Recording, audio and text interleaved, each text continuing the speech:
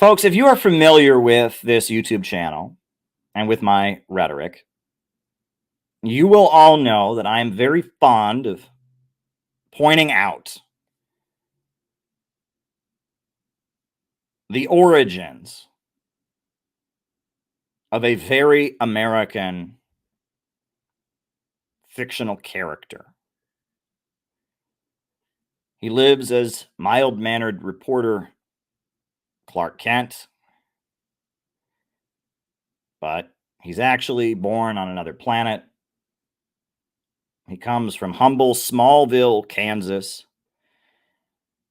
and whenever danger arises, he runs to the nearest phone booth and changes into his wild costume with a cape and flies into action. Faster than a speeding bullet, faster than a locomotive, able to leap a tall building in a single bound. Look up, it's a bird, it's a plane, it's Superman. And I've pointed out that not only is this cultural icon, this fictional character invented in 1938 by two comic book writers in Cleveland, Ohio, not only is Superman a very American cultural icon, superheroes as a genre are identified with American culture and American media around the world, but Superman is progressive. Superman fought the Ku Klux Klan. Superman fought for labor unions and workers' rights.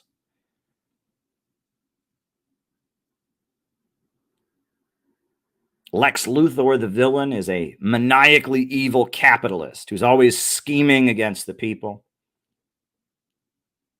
And Superman defends the people of Metropolis, against this ruthless techno-fascist who's trying to suppress them and scheme against them and harm them in order to advance his own profits.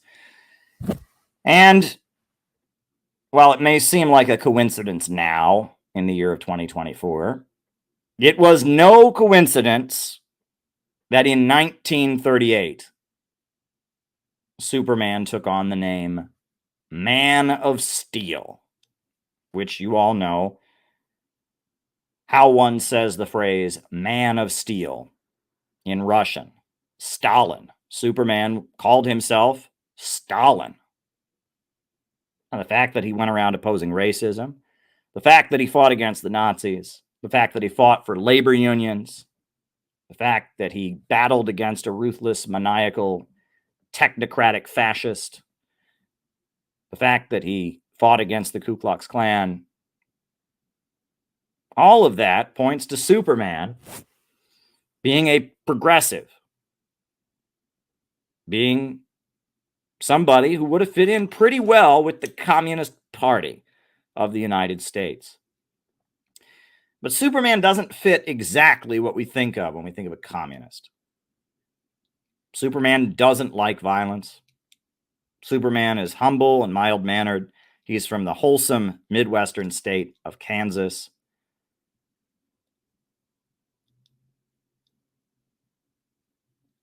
Superman's a very humble guy. Doesn't want to be famous. He could rule the entire world, but he doesn't. Superman is a lot of things that we don't associate with communism and socialism in our time, but which would have fit in very, very well with the Communist Party of that era.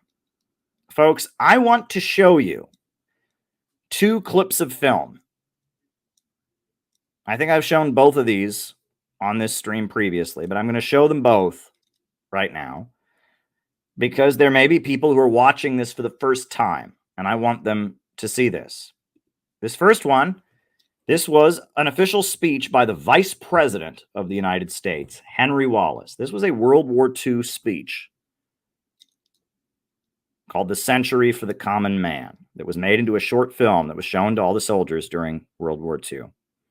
The Vice President of the United States gave this speech during the fight against Hitler, when the USA was aligned with China and Russia against fascism, when we had a president who had met with Communist Party members at the White House.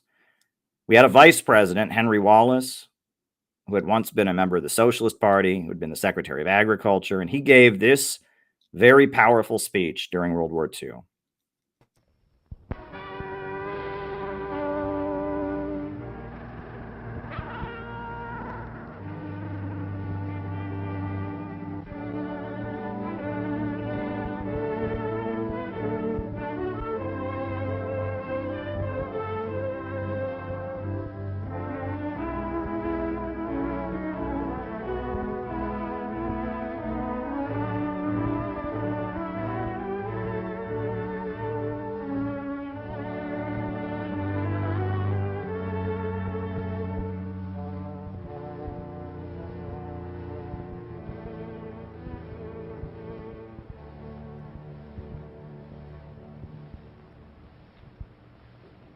We who in a formal or an informal way represent most of the free peoples of the world are met here tonight in the interest of the millions in all the nations who have freedom in their souls, to let those millions in the other countries know that here in the United States are 130 million men, women, and children who are in this war to the finish.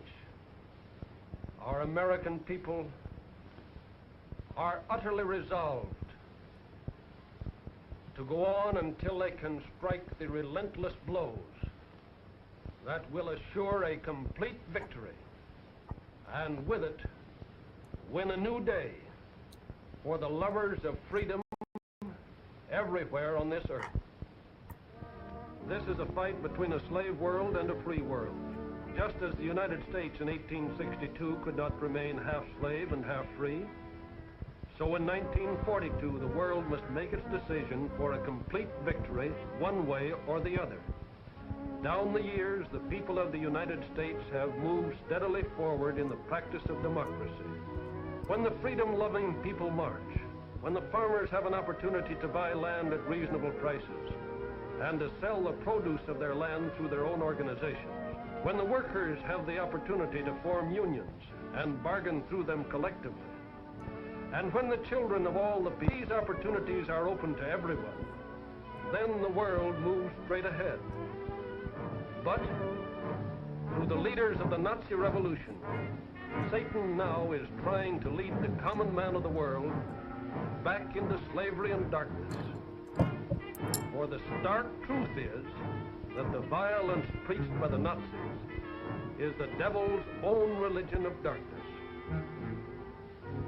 So also is the doctrine that one race or one class is by heredity superior, and that all other races or classes are supposed to be slaves. The march of freedom of the past 150 years has been a long, drawn-out people's revolution. In this great revolution of the people, there were the American Revolution of 1775, the French Revolution of 1792, the Latin American revolutions of the Bolivarian era, the German Revolution of 1848, the Russian Revolution of 1918. Each spoke for the common man in terms of blood on the battlefield.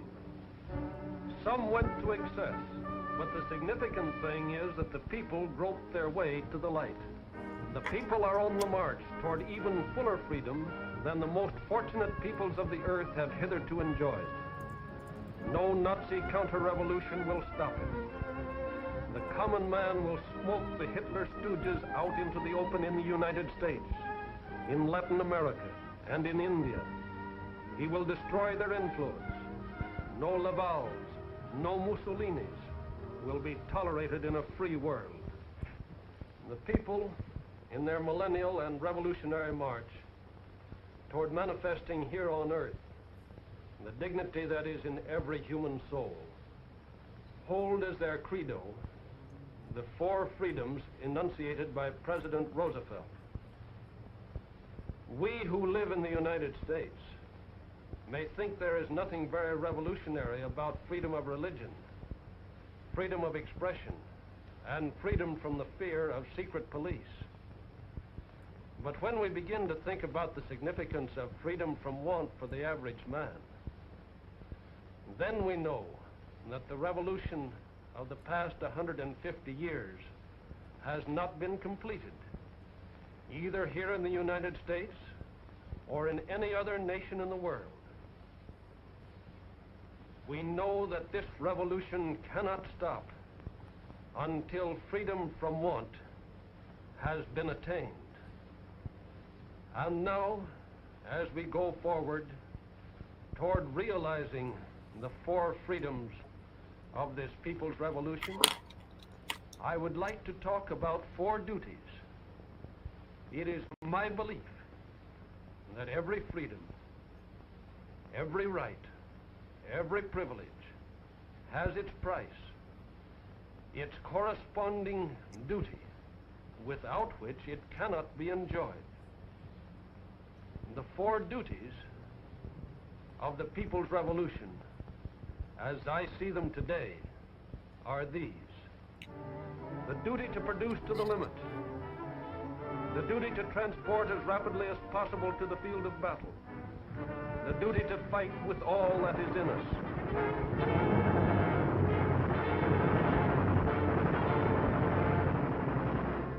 The duty to build a peace, just, charitable, and enduring. The fourth duty is that which inspires the other three. We failed in our job after World War I, but by our very errors we learned much.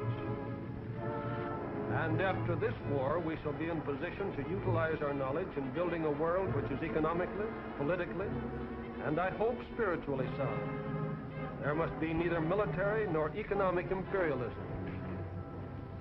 Some have spoken of the American century. I say that the century on which we are entering, the century which will come out of this war, can be and must be the century of the common man. If we really believe we are fighting for a people's peace, all the rest becomes easy. Production, yes. It'll be easy to get production without either strikes or sabotage. Production with a wholehearted cooperation between willing arms and keen brains. Enthusiasm, zip, energy, geared to the tempo of keeping at it everlastingly day after day. Hitler knows as well as those of us who sit in on the War Production Board meetings that we here in the United States are winning the battle of production. He knows that both labor and business in the United States are doing a most remarkable job. I need say little about the duty to fight. Some people declare, and Hitler believes, that the American people have grown soft in the last generation. Hitler agents continually preach that we are cowards, unable to use, like the brave German soldiers, the weapons of modern war. It is true that American youth hates war with a holy hatred. But because of that fact, and because Hitler and the German people stand as the very symbol of war, we shall fight with a tireless enthusiasm until war and the possibility of war have been removed from this planet. We shall cleanse the plague spot of Europe, which is Hitler's Germany, and with it the hellhole of Asia, Japan. The American people have always had guts, and always will have. You know the story of bomber pilot Dixon, and radio man Gene Aldrich, and ordnance man Tony Pastula. The story which Americans will be telling their children for generations to illustrate man's ability to master any fate. These men lived for 34 days on the open sea in a rubber life raft 8 feet by 4 feet, with no food but that which they took from the sea and the air, with one pocket knife and a pistol. And yet they lived it through, and came at last to the beach of an island they did not know.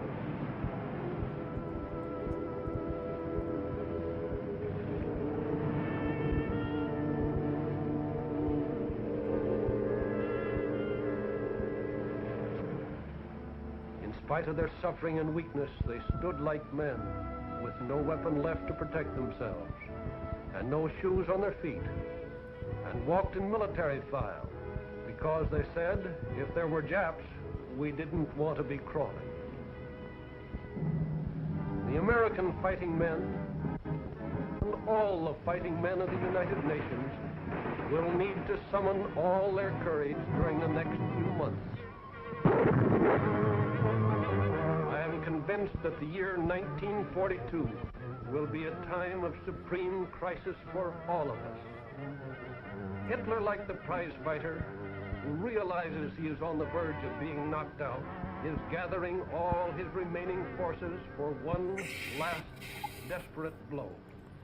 The convulsive efforts of the dying madman will be so great that some of us may be deceived into thinking that the situation is bad at a time when it is really getting better.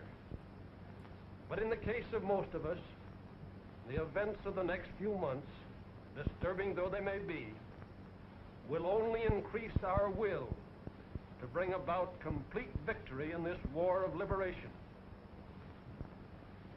Spiritually prepared, we cannot be surprised. Psychological terrorism will fall flat. As we nerve ourselves for the supreme effort in this hemisphere, we must not forget the sublime heroism of the oppressed in Europe and Asia. There can be no half measures. No compromise with Satan is possible. We shall not rest until all the victims under the Nazi yoke are freed. We shall fight for a complete peace as well as a complete victory. The people's revolution is on the march, and the devil and all his angels cannot prevail against it. They cannot prevail, for on the side of the people is the Lord. He giveth power to the faint. To them that have no might he increaseth strength. They that wait upon the Lord shall mount up with wings as eagles. They shall run and not be weary. They shall walk and not faint. Strong in the strength of the Lord, we who fight in the people's cause will never stop until that cause is won.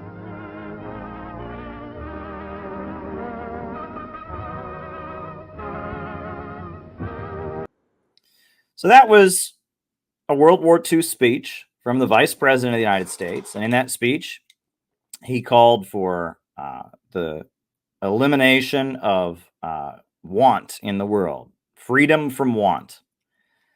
In that speech, he said that workers should have the right to form unions, that farmers should be able to acquire land, that education should be available to all.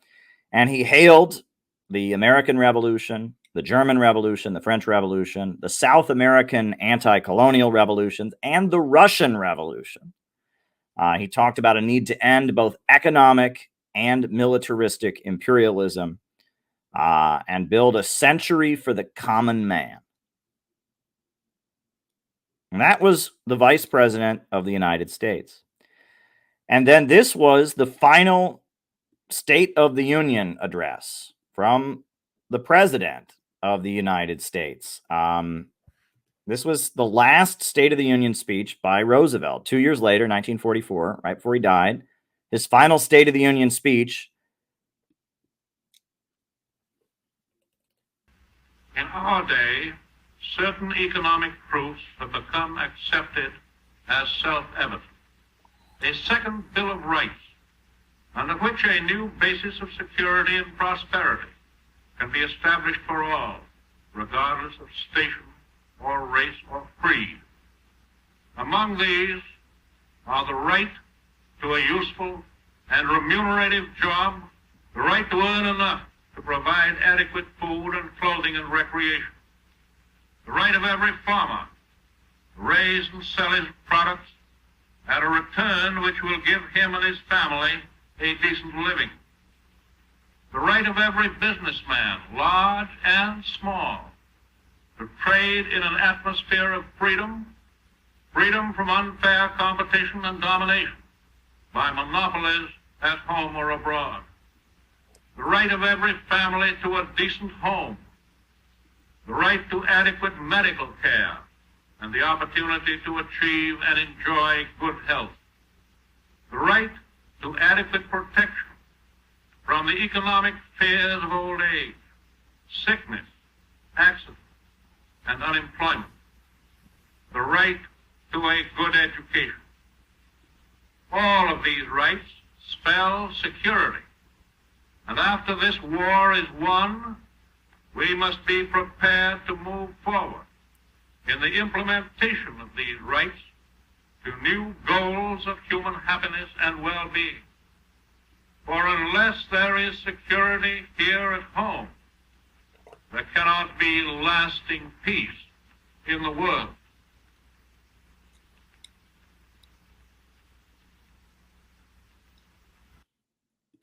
Now, you watch those two speeches, and it was during the Second World War when they turned Superman from being a comic book into a radio program, that Superman adopted the slogan, "Truth, Justice, and the American Way."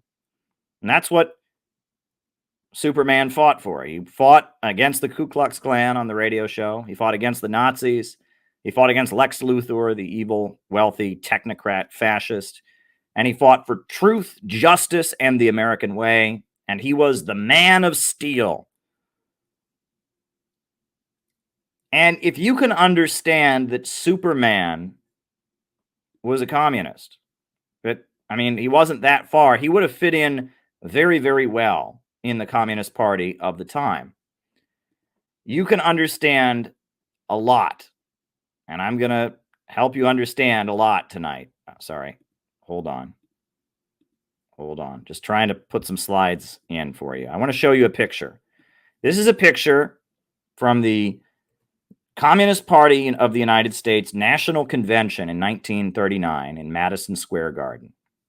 This was the Communist Party of the United States. They gathered for their national convention in Madison Square Garden in 1939. That was the 1939 convention of the Communist Party of the United States. As you can see, they've got Abraham Lincoln, the leader of the Second American Revolution to defeat slavery. And above him, it says democracy, security. And then the banner above the crowd says, "Hail the friendship of the peoples of the USA and the USSR." And then below Lincoln is the largest face you see there at the front. They've got Lenin and Stalin.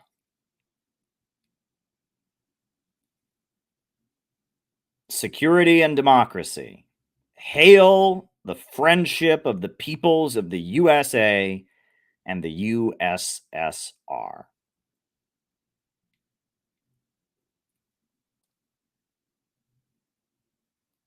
Now look at that. If you can look at that, you can understand how Superman could be a communist in 1939. That was the year that Superman was published, 38. This is the next year, 1 year later. Superman would have fit right in. He's up there talking about truth, justice, and the American way. He's opposing racial and ethnic bigotry. He's sticking up for labor unions. He's honoring Stalin as the man of steel. You can see Superman fitting in very, very well. Very, very well with the Communist Party. In fact, this is a clip from the Communist Party convention just a few years before. This is 1936. This is the Communist Party's national convention, also in Madison Square Gardens.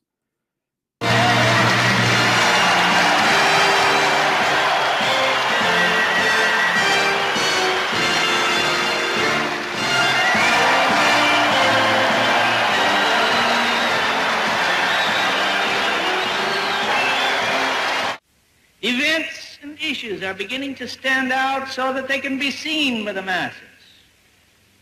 You don't have to give long-winded explanations anymore. The people see, the people understand. What they need is a voice to express it for them. and an organization to rally them. And the people are going to march forward. With the people will belong the victory. You got Yeah, that was the Communist Party of the late 1930s. And Superman would have fit in very, very well in the Communist Party of the 1930s. And the Communist Party was part of the Roosevelt coalition that supported labor unions, that created unemployment insurance, and they were the anti-Jim Crow faction of the Roosevelt coalition. The leader of the communist wing of the U.S. Congress was a member of the House of Representatives from the American Labor Party, Vito Marcantonio. He was an Italian American. He was originally a Republican, but he quit the Republican Party and he started his own party called the American Labor Party. And he was elected in Harlem in New York City. I'll show you his picture. Vito Marcantonio. And Vito Marcantonio was elected to the U.S. Congress. And even though he was very, very far away from the Jim Crow South, Vito Marcantonio, when he was in the U.S. Congress, Vito Marcantonio, who used to read from the Daily Worker, the Communist Party newspaper, into the U.S. Congressional Record, who represented Harlem in the U.S. Congress, every chance he got, he would propose an anti-lynching bill, a law that would impose the death penalty for anyone who engaged in the practice of lynching black men. And that was not popular with the Democrat Party because it was still the party of the Jim Crow South. But that did not stop Vito Marcantonio because there were overwhelmingly black people in Harlem in his district, and he was a communist who stood against racism. Every time he could, Vito Marcantonio would get up and propose the anti-lynching bill and be voted down.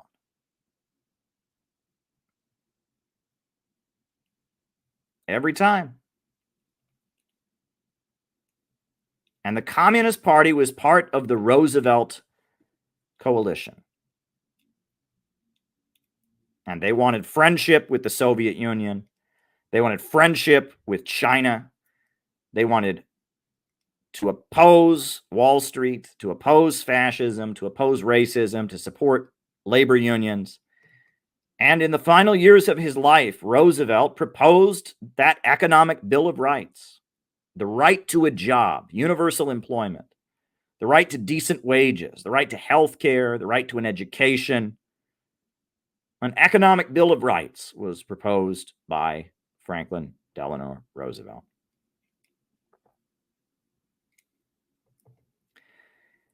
And so if you can understand what the Communist Party was before World War II, before McCarthyism, before a lot of other things that came after McCarthyism, you can understand why Superman would have fit in very, very well with the Communist Party. And my political development came in the aftermath of the great financial crisis of 2008. After the stock market crashed, as I was finishing college and prospects of getting a job were slim, I began to study. I was already interested in communism, but I began to study Marxism to understand why the economic crisis had happened. And the person who taught me the most about Marxism is this man, William Z. Foster. William Z. Foster. And back in the day when the Communist Party was a massive organization, he was their leader. And when Earl Browder, the guy you saw in the video earlier, tried to liquidate the Communist Party, got cowardly towards the end of the Second World War, they ousted Earl Browder. And when McCarthyism hit, William Z. Foster became the leader, he led an uprising against Earl Browder. And as the Communist Party was being crushed by the FBI, as communists were being thrown in federal prison, as the FBI was following them around to prevent them from getting jobs, William Z. Foster was their leader. And he wrote this beautiful book, The Twilight of World Capitalism. And in this book, William Z. Foster talks about all that he's learned throughout his life. And he actually dedicates his book. This is the dedication. To my great-grandson, Joseph Manley Colco, who will live in a communist United States.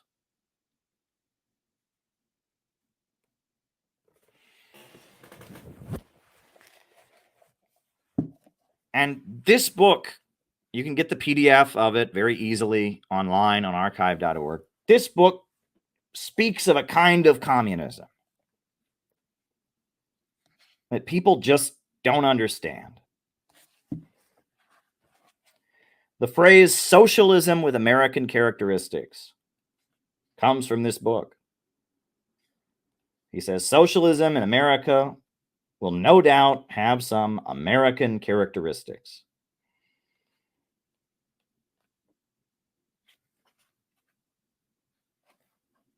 I've quoted the part about how they envisioned coming to power.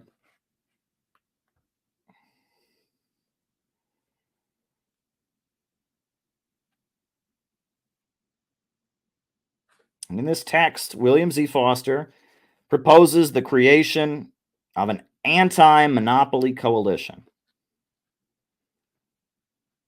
to unite with the small business owners, to unite with the African American community, to unite with the middle class and the industrial workers, to build an anti-monopoly coalition against big business and its drive for fascism and war. And he makes clear that they would prefer a peaceful transition to socialism, but that the capitalists could indeed be very violent in preventing the peaceful transition to socialism.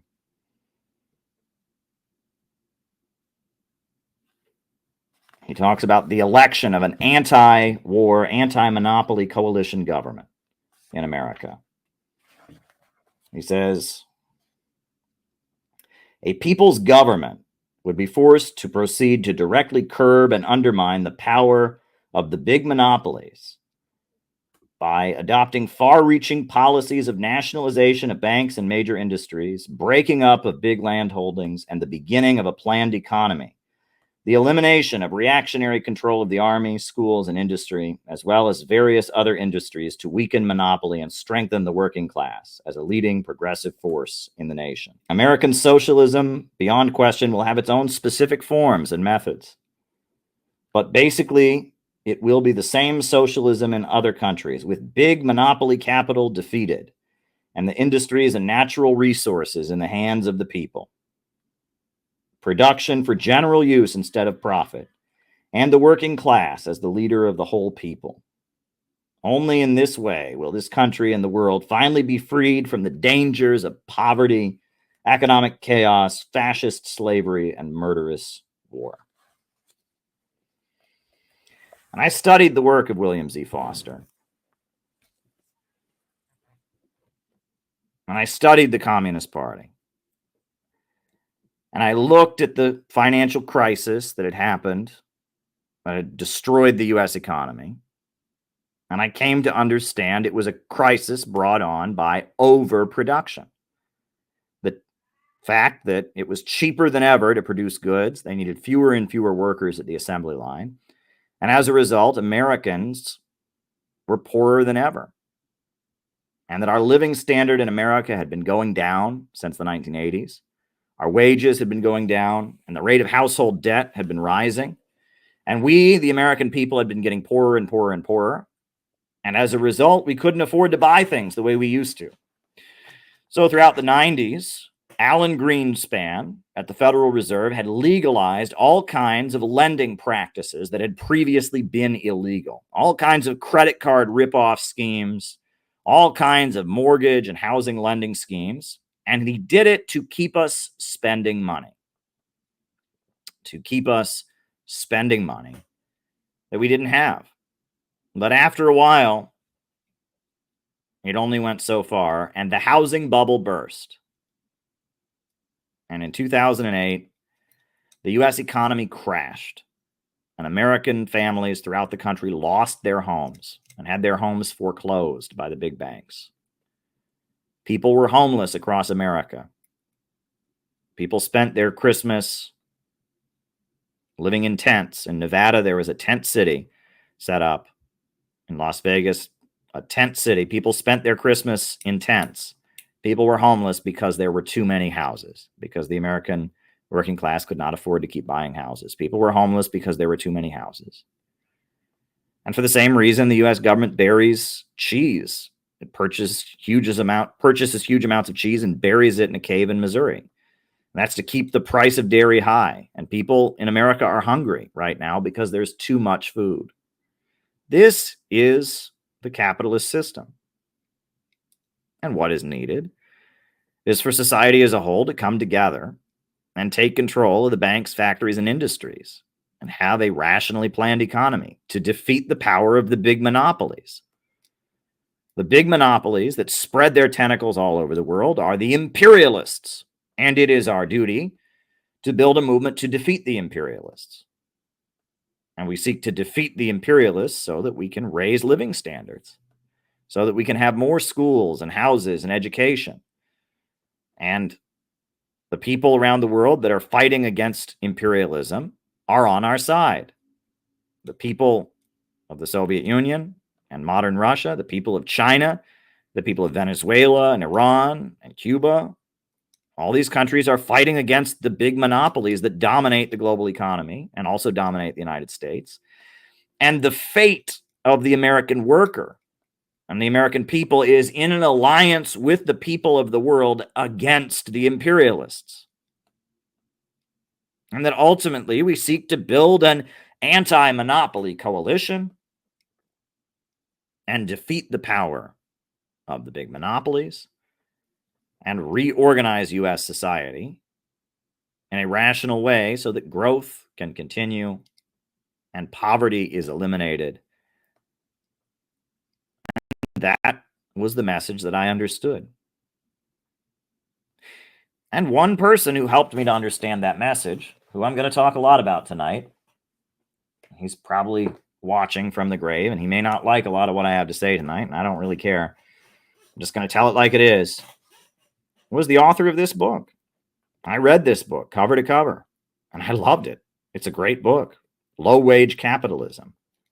What the new globalized high-tech imperialism means for the class struggle in the U.S. Fred Goldstein. And I remember Fred Goldstein toured the country with this new book. He came to Cleveland. We arranged a great meeting for him in Cleveland, the speeches, etc. And I wrote a letter to the Cleveland Plain Dealer, where I encouraged people to read Fred Goldstein's book, Low Wage Capitalism. And Fred Goldstein really taught me the economics of Marxism. In this book, he talks about the tendency of the falling rate of profit. He talks about the problem of overproduction or the value crisis. And it was during one of his lectures that someone confronted him. They said, how could we ever have communism, a stateless, classless world? And he explained that communism would only be possible on the basis of vast abundance, and that the basis of inequality is scarcity. But communism seeks to, socialism, the first stage, public ownership and rational control of the means of production, seeks to unleash the productive forces to the point that wealth can go up and we can have a world with so much that people won't need to hoard any longer. That communism, the road to communism, is eliminating scarcity, and that socialism is about unleashing the productive forces. Well, after college, I moved to New York City. I couldn't find a job in Cleveland. I worked a lot of jobs in Cleveland that didn't go so well, and I moved to New York City. And I remember when I first moved to New York City, I worked in an insurance firm. And at the insurance firm, what I would do is I would read William Z. Foster all day. I would read, I would make my calls. I had my checklist of things I had to do, and then I had William Z. Foster PDFs on my screen, and I studied these pamphlets. And then the Occupy Wall Street protests happened. And I went to the Occupy Wall Street protests after work and on the weekends, and I sold communist newspapers. And I talked to people about communism, and I promoted Fred's writing. I sold Fred's books to people, and I told people to come and listen to Fred's lectures. That's what I did. And before I moved to New York City, I really liked Fred because he was ideological. A lot of the leaders of the political party I was in, the Workers' World Party, were not very ideological. They just wanted to protest. They liked liberal protest. But Fred was a Marxist. And Fred, his writing and his lectures had taught me about Marxism and about the tendency of the falling rate of profit and why the financial crisis had happened. And I really looked up to Fred. But when I came to New York City, all of a sudden, Fred, who I always looked up to, and Fred, who had always been very friendly to me when I came to Cleveland, he didn't like me anymore. And I could never understand why he didn't like me. The other thing I didn't understand is that Fred lived about a block away from the Workers' World Party office. And after I was done at the insurance company, I became a full-time staffer, and I went to that office every day. It was usually empty. I would get stacks of newspapers and go out and sell them on the street, set up literature tables. And Fred wouldn't come into the office for months. Weeks would go by, and I would be in the office, and there was an older woman who was always in the office also, a woman in her 70s. But Fred, even though he lived 3 blocks away, he barely ever came into that office. Unless he was coming in to give a speech or something like that, he barely ever went into that office. But Fred did not like me. He did not like me.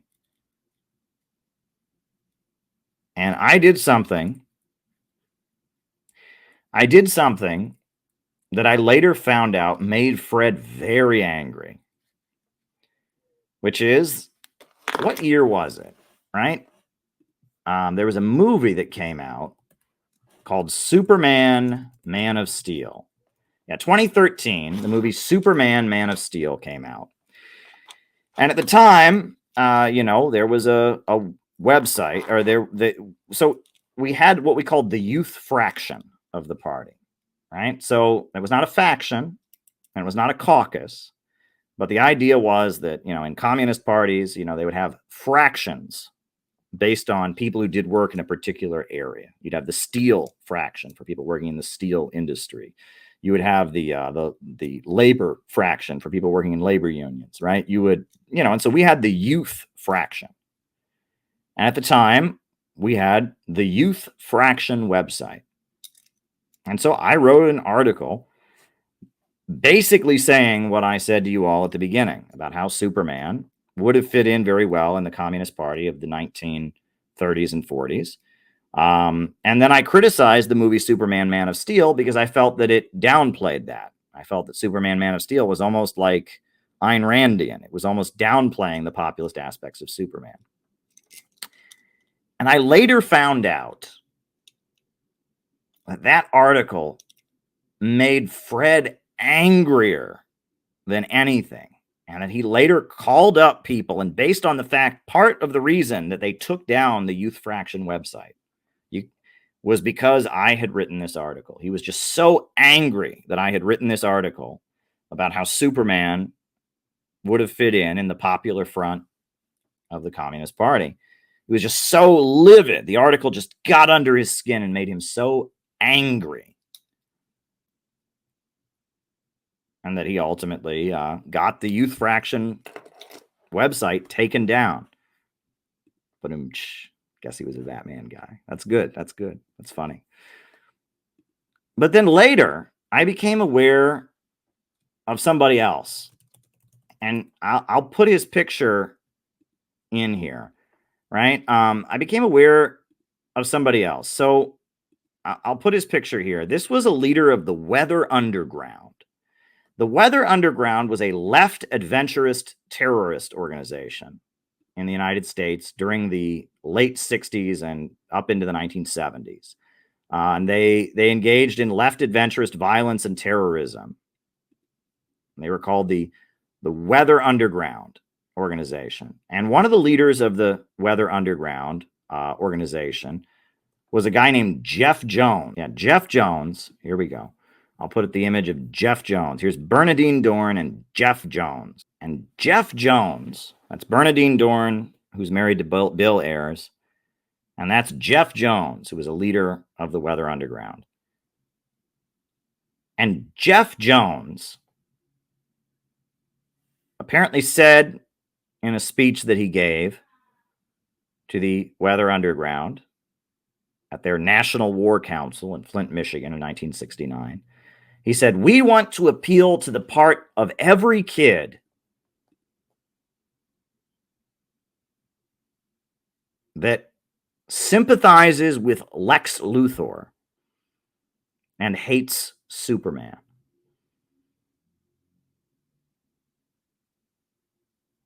And when that was first quoted to me, I thought, that's crazy, because Superman was an anti-racist. Superman was an advocate of labor unions. Superman was named after Stalin. So why did Jeff Jones, the leader of the Weather Underground organization, give a speech and say, we're trying to appeal to the part of every kid that loves Lex Luthor and hates Superman? And this was the same convention that the Weathermen held, where the other woman in the picture, Bernadine Dorn, where Bernadine Dorn gave a speech honoring Charles Manson, the murderer, and saying that he killed those pigs with the forks they were eating with. Right on. And they all began saluting each other with a fork in honor of the fork that Manson's followers had killed Sharon Tate with. So Jeff Jones is saying he wants to appeal to the part of every kid that hates Superman and loves Lex Luthor. And Bernadine Dorn is saying that she wants to appeal to people who love Charles Manson. And she's honoring Charles Manson. And I later found out that when the Weathermen did their Days of Rage in 1969, their Days of Rage, Fred Goldstein was there. Fred Goldstein participated in the Days of Rage with the Weathermen, symbolically, as a representative of the Workers' World Party, because they thought that the Weathermen were leading were pushing the struggle forward. Fred Goldstein was running through the streets of Chicago with Bernadine Dorn and Bill Ayers with a football helmet on.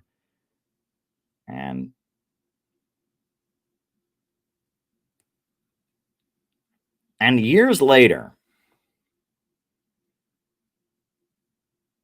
I've started to understand this. Now, I read a very, very good book written by a member of the British Communist Party in the late 1930s named Reuben Osborne. And we are going to republish this book. It is in the public domain.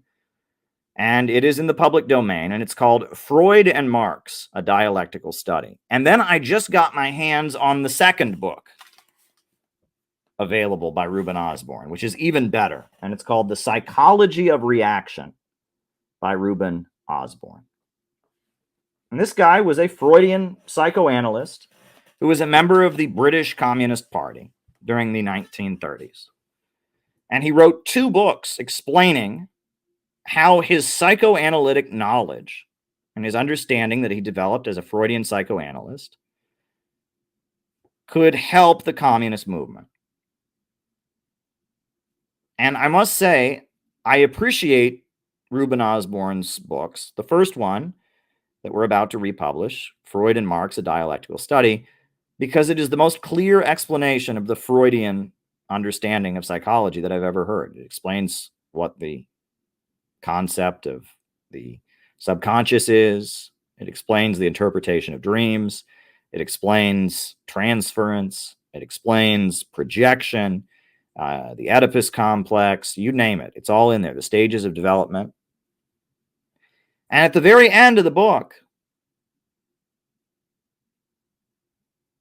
Reuben Osborne says, we've made a big mistake because people have loyalty to their country. People have loyalty to their national heroes. And we communists have handed those things over to the fascists. And that if we want to build a successful movement, we need our movement to identify with the good things in the history of every country. And this book, the follow-up book, The Psychology of Reaction, makes the case even stronger. And it says basically fascism is an evil movement that preaches bigotry and destruction and economic degrowth, but it appeals to some of the most healthy emotions that people have. Whereas communism is a very rational movement that seeks to organize the means of production, but it appeals to some of the most negative and deviant feelings that people have. We all have different impulses and drives within us. We all love our country. You say you don't love your country, bullshit. You don't love it on a conscious level. You might be mad at the government. You might be repulsed by many of the bad things in U.S. history, but I can guarantee you, if you're an American and I flew you to the other side of the planet, you would crave a McDonald's French fry at some point. You would. If I flew you to a part of the world where you never had the opportunity to listen to some R&B, you would want to listen to R&B. That you have an attachment to the place in which you were born, to the country in which you live. You do, right? That's just natural. And your attachment to your country is very similar to the attachment you have to your parents. You love your parents, right? As bad as they may have been to you, as much pain as there is, the reason that pain might be intense is because you really love your parents, right?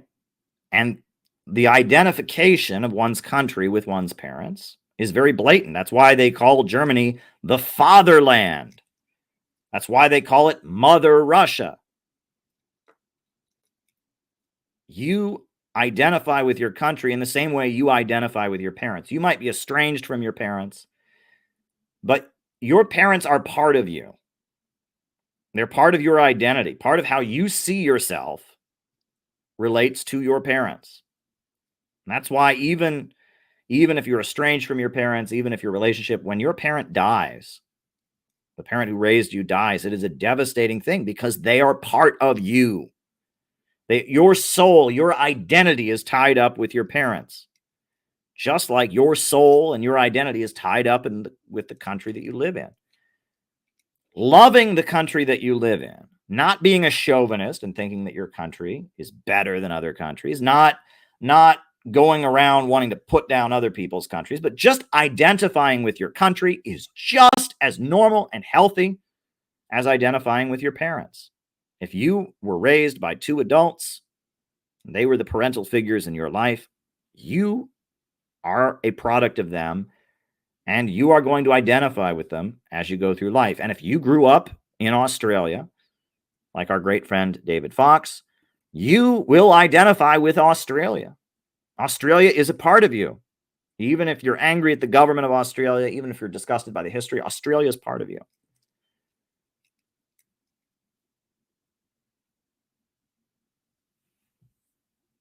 And that's what this was about.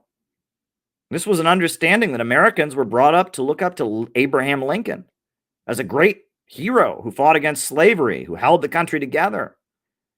And that rather than trying to tell them, oh, Abraham Lincoln was awful, the communists should say, we are continuing what Lincoln was trying to do. Lincoln was opposed to slavery.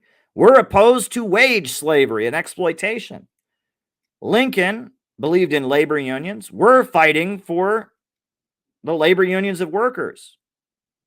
In fact, there's some communists that have even raised the slogan, finish the Civil War, because black people are still oppressed, because the big Wall Street banks that benefited from slavery and were tied in with the British Empire still have power. And so I think there's some communist groups that say we need to finish the Civil War. I think I heard them chanting, finish the Civil War with socialist revolution. Finish the Civil War with socialist revolution. This is common sense. If you're building a movement in America, you should appeal to the good things about American history, like the struggle to defeat slavery, like the struggle to overturn Jim Crow segregation, like the struggle for women's right to vote, like the opposition to wars, like the labor movement. You should appeal to the good things of American history and say, we are that. And if you feel good about Lincoln, and if you love your homeland, you love your neighborhood, your community, you love your family, you should love what we're all about. This was common sense. And in the late 1930s, the communists of the world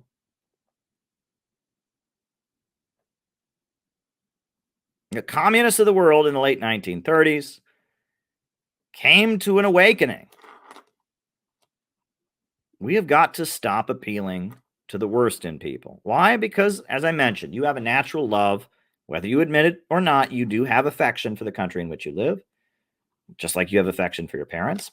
But you also want to kill your parents, right? Especially when you're a teenager, you want to kill your parents, right? You get over it as you get older. But even now, there's part of you that probably resents your parents' authority, resents the way they treated you even when you were younger. But especially when you're a teenager, you want to kill your parents.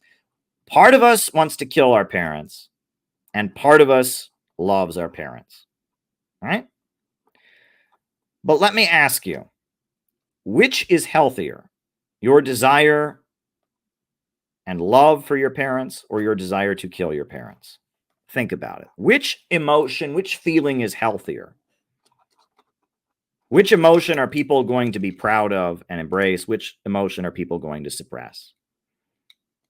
Obviously, loving your parents and the love you feel for your parents and the love you feel for your homeland is a much healthier feeling than the desire to kill your parents. Both of them are natural. Both of them are part of how our human mind, our human existence exists. We have both. But in this book by Reuben Osborne, which is very good, The Psychology of Reaction, we're going to publish our own edition of it. He points out that the communist movement appeals to people's desire to kill their parents, and the fascist movement appeals to people's desire to love their homeland. And that is a recipe for failure on the part of communists. And that if communists ever want to be successful, they need to look like this. And in the late 1930s, during the Popular Front years, when fascism was on the rise, communists got their shit together and they started sounding like this. And they started talking like this.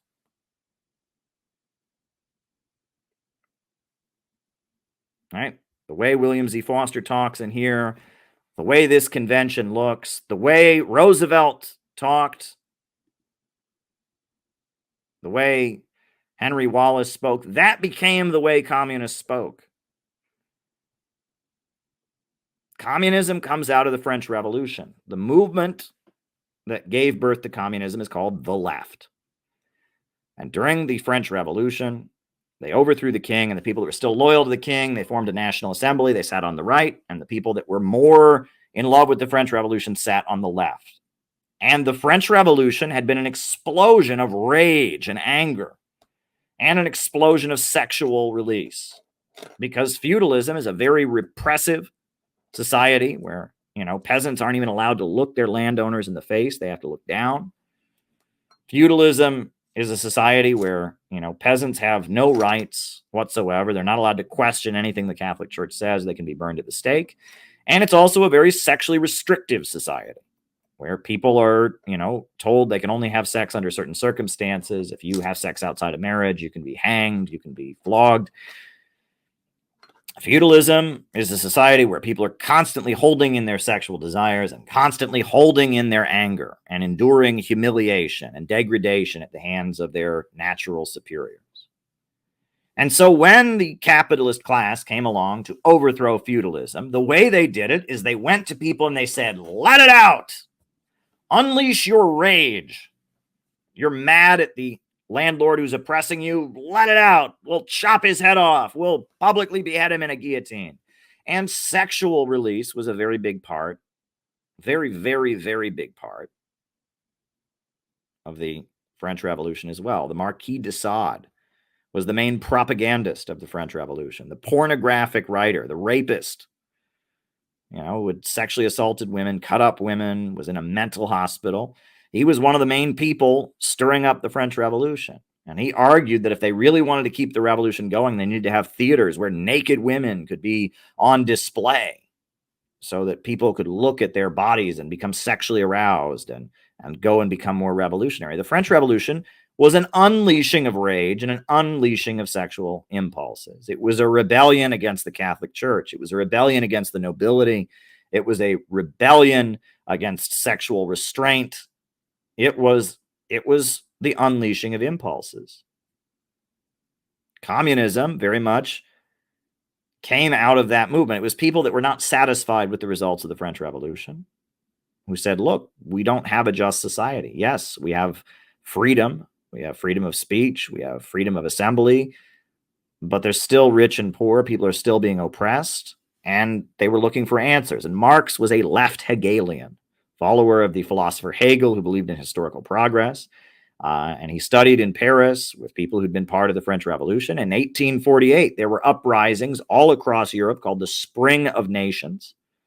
And the German Revolution of 1848 was the biggest uprising in the Spring of Nations.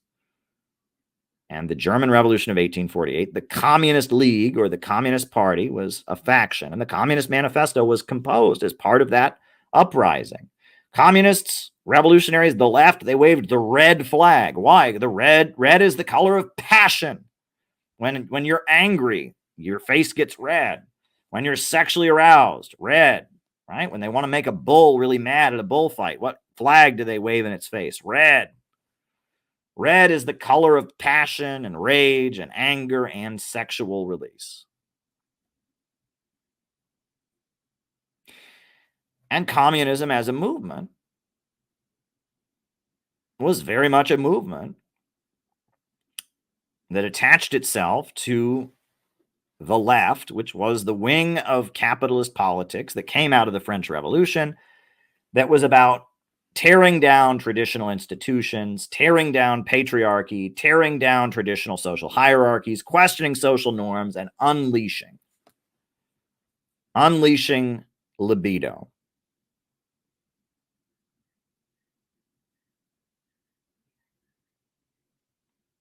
And what Reuben Osborne figured out, and what the global communist movement, and really was Georgy Dimitrov, the leader of the United Front Against Fascism, figured out, was that was a losing formula.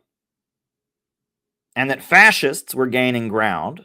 Fascism is an evil ideology. It's an ideology that brings out the worst in people. It's an ideology that glorifies destruction and vengeance. It's an ideology that incites people against each other and creates a slave labor fascism is evil. But fascists were saying, appealing not to people's desire to rebel, not to people's desire to burn things down or tear them down, but rather people's desire to love their country and love their community. People's desire to have everyone get along. Communists were seen as the people that were inciting chaos and revolt and instability, whereas fascists were saying, we want a nice, healthy society where everyone gets along. Fascists were appealing to people's more healthy sentiments in order to do the evil things that they did. Whereas communism was still appealing to this deviant desire to unleash your rage, kill your parents, tear everything down. And that's why fascists were winning. And that's why Reuben Osborne wrote this book, The Psychology of Reaction, explaining this and urging the communists of Britain to change their orientation. And that's why in the late 1930s, the communists got their shit together. And the Communist Party USA started looking like this. And sounding like this, and saying communism is 20th century Americanism. The communists started very much to appeal to different sentiments, to present themselves as the inheritors of the great democratic traditions of their countries, to appeal to people's love You saw that Henry Wallace speech, how many quotes from the Bible there were.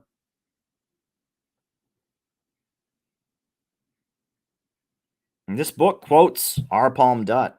R. Palm Dutt is the brilliant writer. This book is considered a companion volume. Reuben Osborne's Psychology of Reaction is considered a companion volume to R. Palm Dutt's book, Fascism and Social Revolution.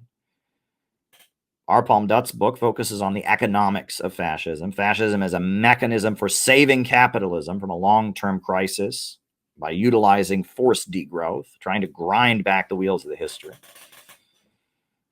Reuben Osborne's book gets into the psychology behind fascism and how fascists are appealing to some of the most basic natural desires on the part of people, and communists have made the mistake of handing those desires over to the fascists. And this book is really a polemic. It is urging the communists of the world to become patriots, to become defenders of community, defenders of family, and to stop with that deviant mindset. Basically, Reuben Osborne and Georgy Dimitrov were telling people that we need Superman communism. And if you read William Z. Foster, right, you read Gus Hall, you read communist stuff from this period, it was Superman communism. It was appealing to the best in people. We want truth, justice, and the American way. We oppose racism. We want friendship with the Soviet Union. We're for the rights of the common man against these sick monopolists, these deviants, like these billionaire technocrat fascists like Lex Luthor Bezos. Superman communism made a lot of sense.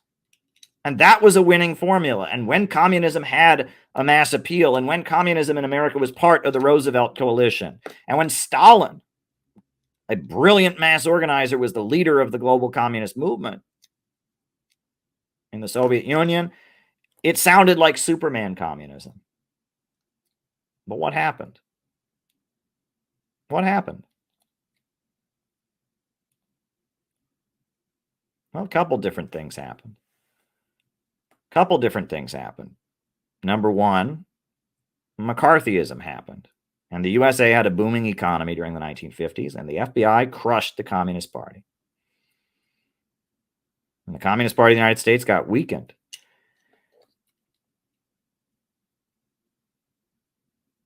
What else happened? Well, the Congress for Cultural Freedom was created. And the Congress for Cultural Freedom was a CIA-funded project to change art and culture and to change socialist politics. They set up a magazine called Partisan Review. They set up a magazine called Der Monat in Germany that funded the Frankfurt School. They set up a magazine called Encounter in Britain. They funded the work of Jackson Pollock. And they countered social realist art with abstract art. And instead of having works of art that glorified workers as the builders of society, they had people just putting splotches of paint on a canvas. Because that's rebellion, that's freedom, right? We don't need any of those authoritarian lines. And we certainly don't need art that gives a message or tells people to, believe something, or no. We just need art that makes people question reality. Art that celebrates vulgarity, feces, pornography. Right? We don't want any of that authoritarian art that talks about right and wrong, that celebrates big, strong workers. That's fascist, don't you know? Strength is fascist. And the new left was the embracing of all the deviant psychology that the communist movement had worked to suppress. The new left was an attempt to say, to be a leftist, well, first of all, you have to hate the Soviet Union. You have to hate China and Mao. You have to hate all the communist countries. But on top of that, don't just hate the communist countries. You have to hate this. This is fascist. This is cult of personality. This is national chauvinism. You can't have this. You can't have it, right? Instead, you can't have this. No, no, no. Let's pull up a Jackson Pollock painting, right? Now, being a leftist isn't about continuing the tradition of Abraham Lincoln and the struggle to overturn slavery. No, no, no. Being a leftist isn't about all the good things in American history, taking power and asserting themselves. No, no, no, no, no. Being a leftist, no, we can't have this kind of art. No, no, no, no, no. We can't have that kind of art. That's authoritarian. That's fascist. That's fascist. That's authoritarian. We can't have that, even though Lincoln was fighting against slavery, even though he led a coalition that had within it great abolitionists like Frederick Douglass and others. No, even though Abraham Lincoln was the leader of a coalition that eventually ended legal slavery in the United States. No, no, no. We can't have that. We can't have that. Right? We can't have that. No, no, no. Instead, what we need to have, what's the true expression of freedom, is this.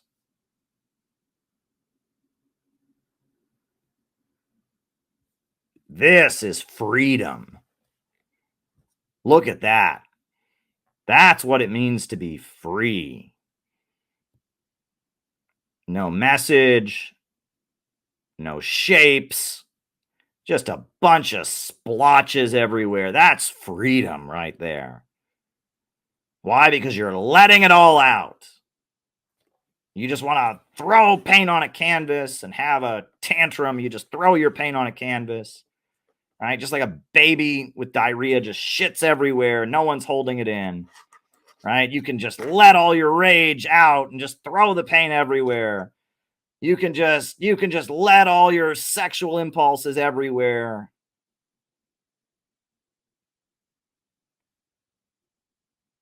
That's what it means to be a leftist. That's what it means to be a socialist. And of course, we hate all the communist countries. In fact, they're just like the Nazis. And that's what fascism is. It's strength. People being physically fit are fascist. Gymnastics is fascist. Exercise is fascist. Saying that real truth and real right and wrong exist, that's fascist. So as the Communist Party was defeated,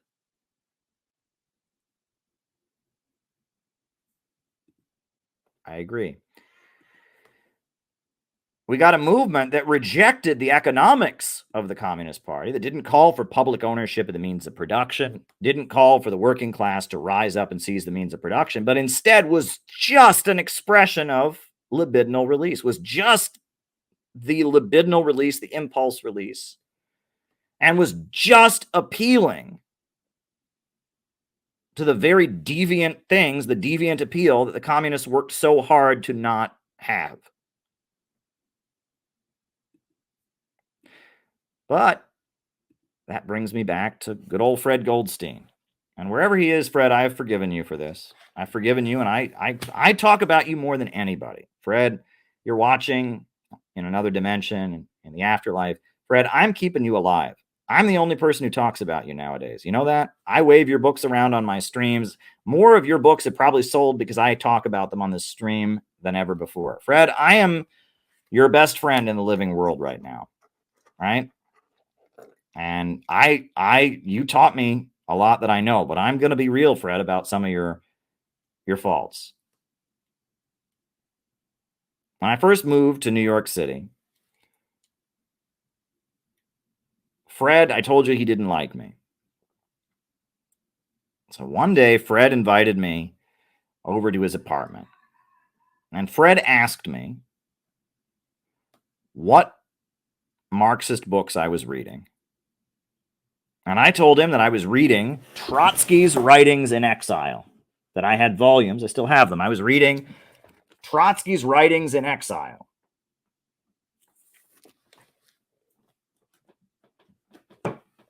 And they asked me why I was reading it.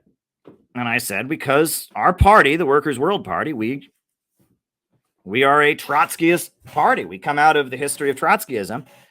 And I said, I increasingly find Trotskyism to be unappealing. I said, I like William Z. Foster. And Fred did a double take. William Z. Foster. How do you even know that name? Nobody talks about William Z. Foster. Someone your age knows about William Z. Foster. Fred was shocked I knew who William Z. Foster was. But anyway, the conversation continued. Fred asked me what I disagreed with Trotsky about. And I said, Stakhanovism. Right? In the Soviet Union during the 1930s, they had this program called Stakhanovism, where the hardest working person got rewarded. And I said, Stakhanovism, at the time in the Soviet Union, they were performing economic miracles. They were industrializing the whole country very rapidly. They were raising all these people out of poverty. They were industrializing the country, and they were building steel mills and power plants. And they did it with this program called Stakhanovism, where if you worked really hard, you got rewarded. And Trotsky attacked the program. And I said, why is he doing that? Why would Trotsky attack the Stakhanovism program? And I said, the Soviet Union was performing miracles. The socialist country was doing great things. Why would Trotsky attack him? And Fred got very angry with me. He said to me, who told you could just go read this Trotsky stuff on your own? And I said, do you want me to ask permission before I read Marxist books? You want me to just ask permission? He's like, and he points at me and says, you are really developed, young man. You are really developed. I'm very developed. Why is that a bad thing? If I'm a young man who's in a Marxist party, shouldn't I be ideologically developed? And it was a weird night. I'll just tell you that much, because this was supposed to be the leader of the political group I was in. And I realized that to some degree or other, he didn't have confidence in his own political views. Fred believed things because Sam Marcy said them to him. The founder of the Workers' World Party had told him it. He didn't really think things through very much. And hearing me just off the top of my head critique Trotsky scared him a lot, because he didn't have the answers, because his group was dying. It was a tiny political sect.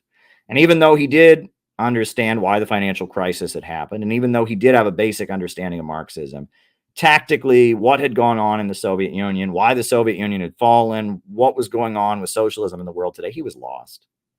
He didn't know what was going on. He was at a loss. But then, and this is what I wanted to get to, because this is very powerful. Later in the conversation, I'm going to try to not start crying, because this is so bizarre and weird, but it's also so beautiful in a way.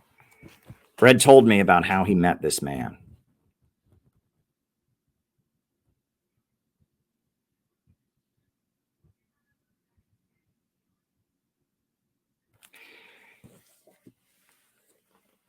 Fred is the only person who has a memory of William Z. Foster that I've ever met.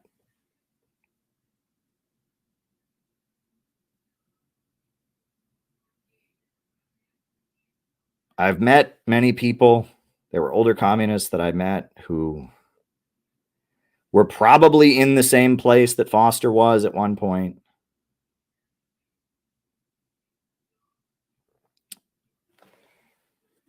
But Fred Goldstein had met William Z. Foster.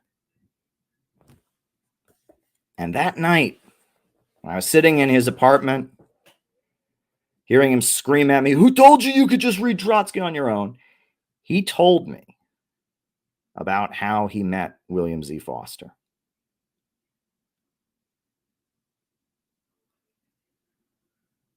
He told me that when he was a little child in the Bronx, he grew up in the Bronx, and that his father was driving him through the Bronx one day, And they were driving through the Bronx. And all of a sudden, his father jerked the car to a stop. He jerked the car to a stop. They stopped along the side of the road. And his father got out.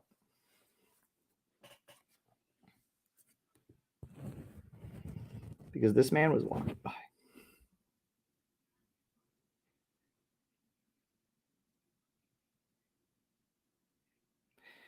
And he said he remembered his father.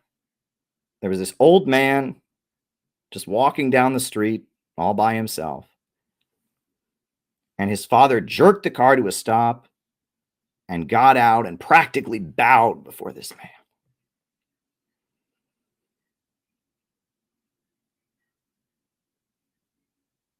And said to him, can I drive you any place? Can I get you some coffee? Can I get you some food? His father was like in awe of this man. And that young Fred didn't understand what was going on. And then his father got back into the car and told Fred, that is the greatest man who's ever lived.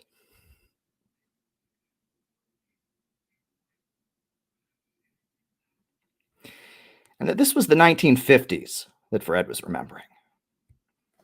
And that Fred's father was a loyal member of the Communist Party. And William Z. Foster was living in the Bronx during these years because he had a heart condition. And he was deemed unfit to stand trial by the U.S. federal court system. But the entire national board of the Communist Party were in federal prison during those years. And William Z. Foster, because he had a heart condition, he was deemed unfit to stand trial. He wasn't in federal prison. He was living in the Bronx. And that William Z. Foster, in his late years in the 1950s, before he died in 1961, he lived in the Bronx. And the FBI followed him everywhere he went and monitored his actions. And that to Fred's father, William Z. Foster stood for all the persecution they were enduring in those years. William Z. Foster was the man who said that it was all worthwhile. William Z. Foster represented the Soviet Union, 1/5 of the planet that had broken free from imperialism. William Z. Foster had represented the labor movement and the labor unions. Fred's father had been a labor unionist. And Fred's father had jerked the car to a stop. And it was like a Catholic meeting the Pope for his father to meet William Z. Foster. And I sat there in Fred's apartment and I heard him tell me about his memory of William Z. Foster. About how William Z. Foster, he said he was a kind of a tired old man, but that his father, and what I heard from Fred was not, Fred wasn't really thinking very much about William Z. Foster. Fred was thinking about his father and how much contempt he had for his father. The Communist Party was his father's church. And he was angry at his dad.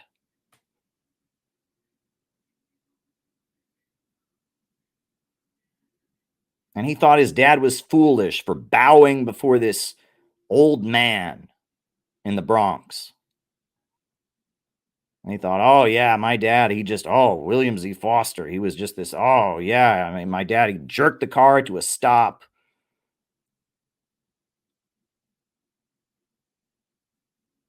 And that's why Fred was so angry about my article about Superman.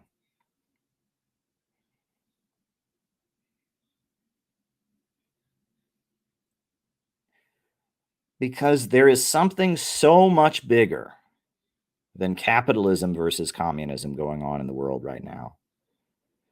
There is something so much bigger than ideologies or economic systems battling out themselves out. There is a spiritual war taking place right now.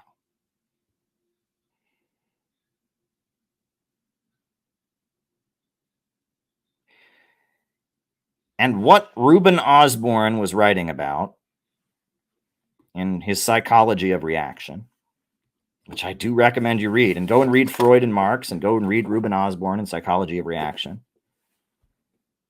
And the reason that the Communist Party looked this way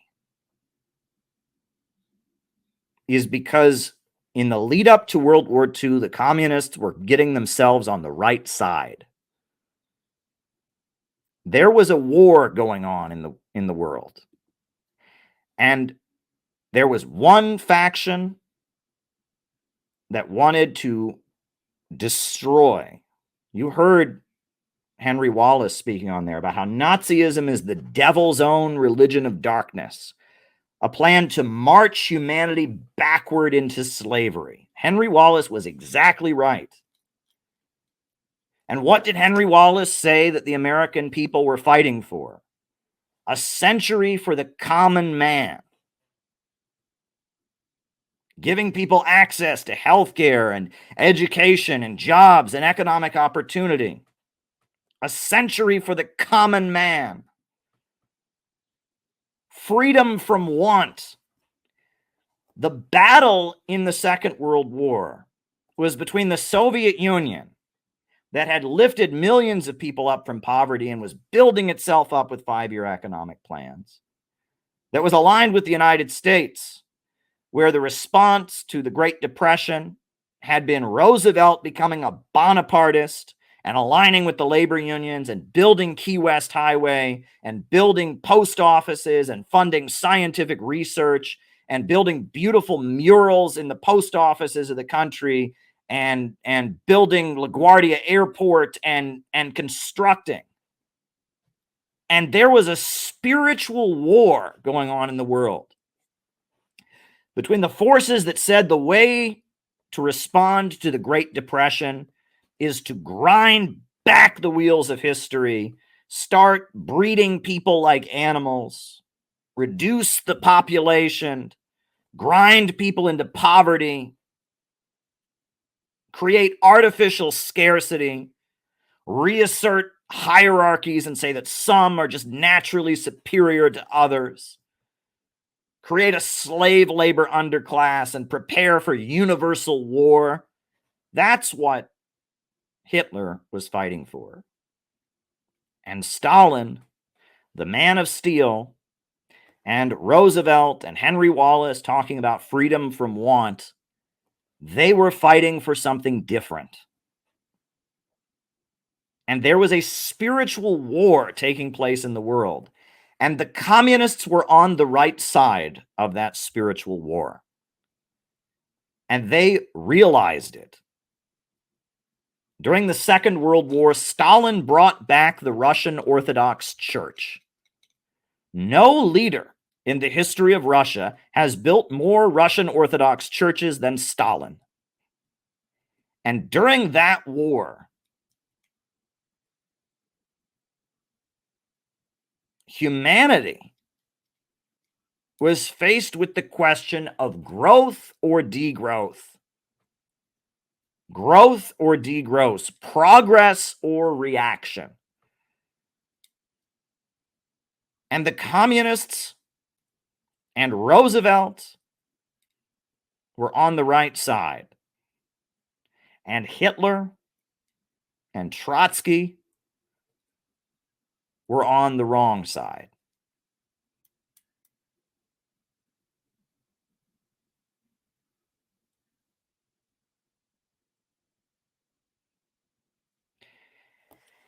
And this was a spiritual question. Even though it was about economics, even though it was about a crisis of overproduction that had brought on the Great Depression, the fascists wanted to resolve the Great Depression by creating a slave labor underclass.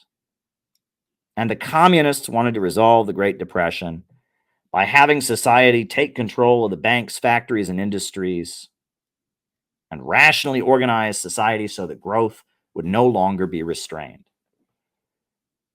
And in order for the communists to get their shit together and defeat fascism, they had to break with that libidinal appeal. They couldn't be leftists anymore. They had to look like this.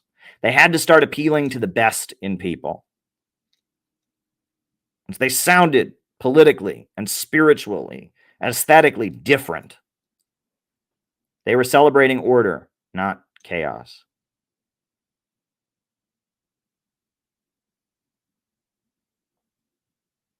And that is what scared the ruling class more than anything. Right? I actually had an opportunity to visit the Moscow subways. Let me see if I can find the video for you all. I visited the Moscow subways and I saw, I'll just show you, I'm not going to show you the whole video. And I saw some of the art from the Stalin era. And I'm going to show you that art that they have in the Moscow subways. They've been revamping the Moscow subways to look like the Stalin era. Right? They've been getting them back to the original way that they were during the Stalin years. They've been doing that because, again, that's the power and the forces that they are fighting in Kiev with their torchlit marches,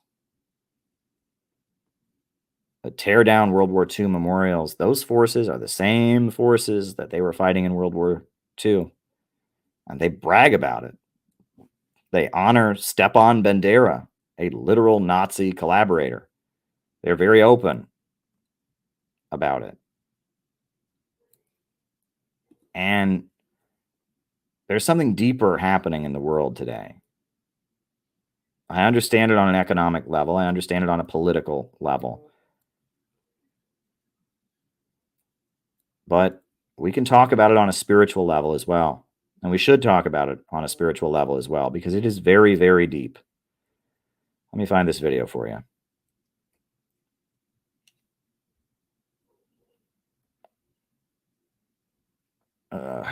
Where is it? All right.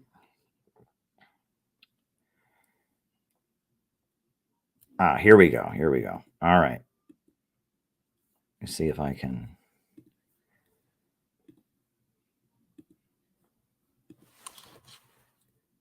Okay, hold on. Yeah, that video is almost downloaded for you, but I'll show you the art in the Moscow subways.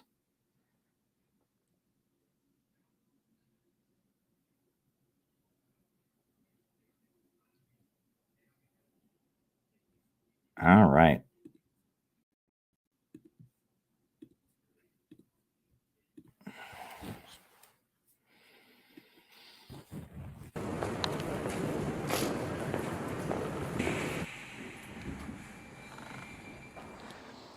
Well, I'm an American, and I love my country. I'm a Christian, and I try to live according to the teachings of Jesus Christ. But if you look at the way our government is operating right now, it's not in the interest of the American people. They're working to protect an international... All right, let's skip ahead, right? I could ramble about politics all day long, but let's... All righty.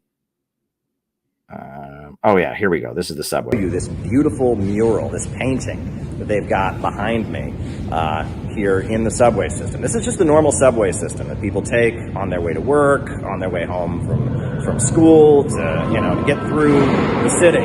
This is the normal subway system. You can hear trains going by. They have this beautiful banner, but there's actually some very important significance to this banner. I want to point this out. This is a banner commemorating the victory over fascism, and it actually includes traditional Ukrainian dancers celebrating the victory over fascism, right? You see the banners with Lenin, you see the soldiers, and this is the victory in the Second World War, what they call the Great Patriotic War. And it has traditional Ukrainian dancers because Ukrainians are considered to be part of Russia. And they have no opposition to Ukrainian culture. They have no opposition to the Ukrainian language or Ukrainian traditions. And here in Moscow, you see traditional Ukrainian dancers celebrating and this mural celebrating the victory, the defeat of the Nazis during the Second World War with banners of Lenin and the Red Army. And this is a monument in Kiev, in the Ukrainian capital, and traditional Ukrainian dancers participating in the mural. So this is something I wish more Americans were aware of. Tucker Carlson and others have reflected on just how beautiful the subways really are here. And compared to our New York City subways, I mean, this is like a palace. This is like a palace. It's so clean, so beautiful architecture, etc. But it's also important to understand the political significance of these banners.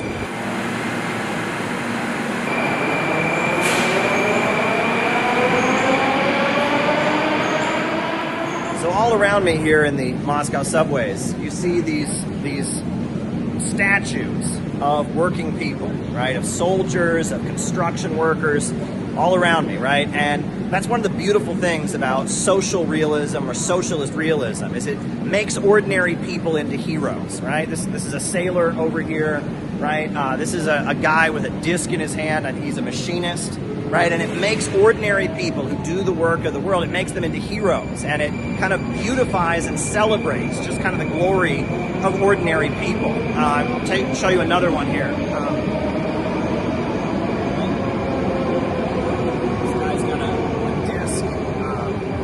And apparently all of these statues are actually based on real individuals. But the reason this is important, right? This is a woman, feeding a chicken, right? A woman feeding a chicken. The reason this is important is because this kind of art, social realism or socialist realism, this was not only the art that was popular in the Soviet Union, it was also popular in the United States. When President Roosevelt hired millions of unemployed workers to build hospitals and schools and post offices and libraries across America, they put social realist paintings and social realist murals and statues in these new buildings that were being built in the United States. And it was in the 1950s that the Central Intelligence Agency of the United States, the CIA, decided that they didn't like this kind of art. They decided this kind of art was fascist, this kind of art was dangerous propaganda. So the CIA began funding modern art or abstract art. And because they wanted to counter this kind of beautiful art that glorifies and celebrates ordinary people, the CIA started funding the work of Jackson Pollock, who just kind of throws paint on a canvas, splattering paint, or art that is just abstract shapes, because they're threatened by the power of social realism. And it was the left, the socialists and revolutionaries that promoted social realism, but it's because of CIA meddling and the Congress for Cultural Freedom program of American intelligence. Now the left no longer celebrates this kind of beauty. Now the left, glorifies, splattering paint on a canvas, modern art, degeneracy, these kinds of things. But that was a conscious manipulation by American intelligence. It's really wild to think that American intelligence agencies are funding art projects and funding music, but they did. They didn't like this kind of beauty. They wanted to steal it from us. So yeah, that's an important thing to understand. And leftism has become synonymous with kill your father, kill your parents, right? Rebellion, the unleashing of rebellion. Appealing to the part of every kid that hates Superman and loves Lex Luthor. And that's what the Weather Underground have become. And serious the communists learned this the hard way. And the communist world has largely learned this. They're not appealing to people's rebellion. The Cultural Revolution in China is considered to be a disaster.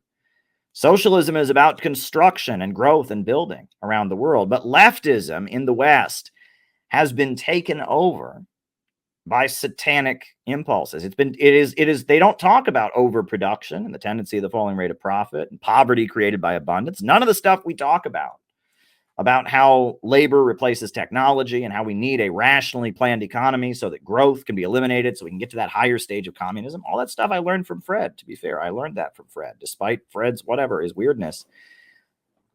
I learned all of that from Fred, and nobody talks about any of that stuff anymore, right? In fact, all they talk about anymore they've just got the satanic impulses. People are talking about pee and poop in subways, and they got art sketches of pee and poop, right? I mean, they got art galleries of that, and they got Jackson Pollock, and that leftism has become synonymous with kill your parents.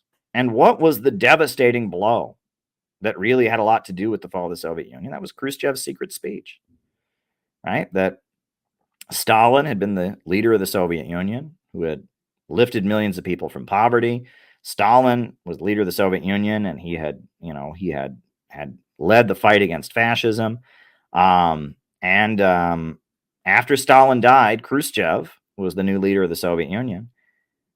And he got up and he took a dump all over Stalin. And it psychologically devastated the Soviet people to think that the leader of their country, who had led them through so much, was no good, was an evil, self-serving man, right? The secret speech of Khrushchev, from which the phrase cult of personality is derived, that secret speech devastated and destroyed the Soviet Union. But that secret speech was an expression of leftist impulses. Kill your father, right? No cult of personality, right? And that this is why we have to move away from the word communism. I am at the point that, it's hard for me. It's very hard for me to move away from the word communism, because my whole identity has been with communism, but my views haven't changed. I still believe in historical progress. I still believe we're getting from hunter-gatherer civilization to slavery to feudalism to capitalism to communism, to socialism to communism. I still believe imperialism must be defeated and we need a rationally planned economy. We have our 4-point plan for a society where, moving toward a society where the rational planning of the economy, public control of banking, public control of natural resources, mass mobilization to rebuild the country, an economic bill of rights. I still believe in anti-imperialism. I still believe in economic growth and a planned economy. I still believe in the working class. I still believe in defeating the power of the big monopolies and the imperialists. I still stand in solidarity with socialism and with the countries around the world that have broken out of imperialism. But that is not what leftism means. That is not what leftism means. And in order to preserve that belief, I have to break with the word communism. And it doesn't make any sense. And I've made this parallel many times, but I'm starting to see the parallel more clearly, right? Great example, right? I've talked many times, many times, about how, Lenin told his followers they had to change their name. They had to become communists and not social democrats, because social democracy was something different. And I've talked about how Christianity, when it started, they had to change their name. Originally, they considered themselves to be Jews, but what they were preaching was so different than what Jews were preaching that they changed it. Well, this is where it gets interesting. What is one of the primary differences that Christians had with Jews back in those days? Judaism is very different nowadays, but, what was the primary difference that Jesus and his followers had with the Pharisees and the Sanhedrin? Well, it came down to what they call legalism. Whereas the Pharisees, they had a list of rules that everyone must follow. And that's what it meant to obey God, is you had this very long, complicated list of rules, and everyone had to follow those rules, and there were all kinds of loopholes, and it was this elaborate set of rules that everyone had to follow. And Jesus many times said, I don't care about your legalism. Right? They asked Jesus, a great example, right, is Jesus was asked by the Pharisees. They said to him, which of the 10 commandments is the greatest commandment? And they were trying to trip him up. They wanted to get him in trouble for saying that one commandment was better than the other. And he said, the 2 greatest commandments are love your God with all your heart, soul, and mind, and love your neighbor as yourself. And all the others will follow. And he basically said, no, the 10 commandments are not the most important. The most important is to love your God with all your heart and soul and mind, and love your neighbor as yourself. And then Jesus healed people on the Sabbath. And they said to Jesus, you're never supposed to do anything on the Sabbath. You can't heal people on the Sabbath. And he said, the Sabbath was made for man. Man was not made for the Sabbath. And that he was upholding right and wrong. Love your neighbor as yourself. Love God. And saying, don't get caught up in little technicalities. That was the essence of what Jesus was saying. He was saying that I am upholding the essence, and I'm throwing the details behind. And you all are defending the details, and you have forgotten the essence. And that's important to understand, because that is what I am seeing endlessly with so-called communists, right? I got to tell you, it is a crime what has been done to me, right? I am somebody who has risked my life trying to bring medical aid to Yemen. I am somebody who has led delegations to global communist youth festivals. If you are genuinely anti-imperialist, you should love what I have done. Was it good? If you're genuinely anti-imperialist, was it good for me to confront Sa Ing-wen or not? If you're genuinely anti-imperialist, was it good for me to risk my life on a ship to Yemen, or was it not? Right? If you are genuinely anti-imperialist, you should admire the work that I do. But these people are not genuinely anti-imperialist. A great example of this, right? What's the first thing I got canceled for? The first major cancel that they dumped on me. What was it? The first major cancel I got was patriotic socialism. I waved an American flag. Oh my God. And all these people are like, oh my God, you waved an American flag. That's racist. That's American chauvinist. And it's like, no.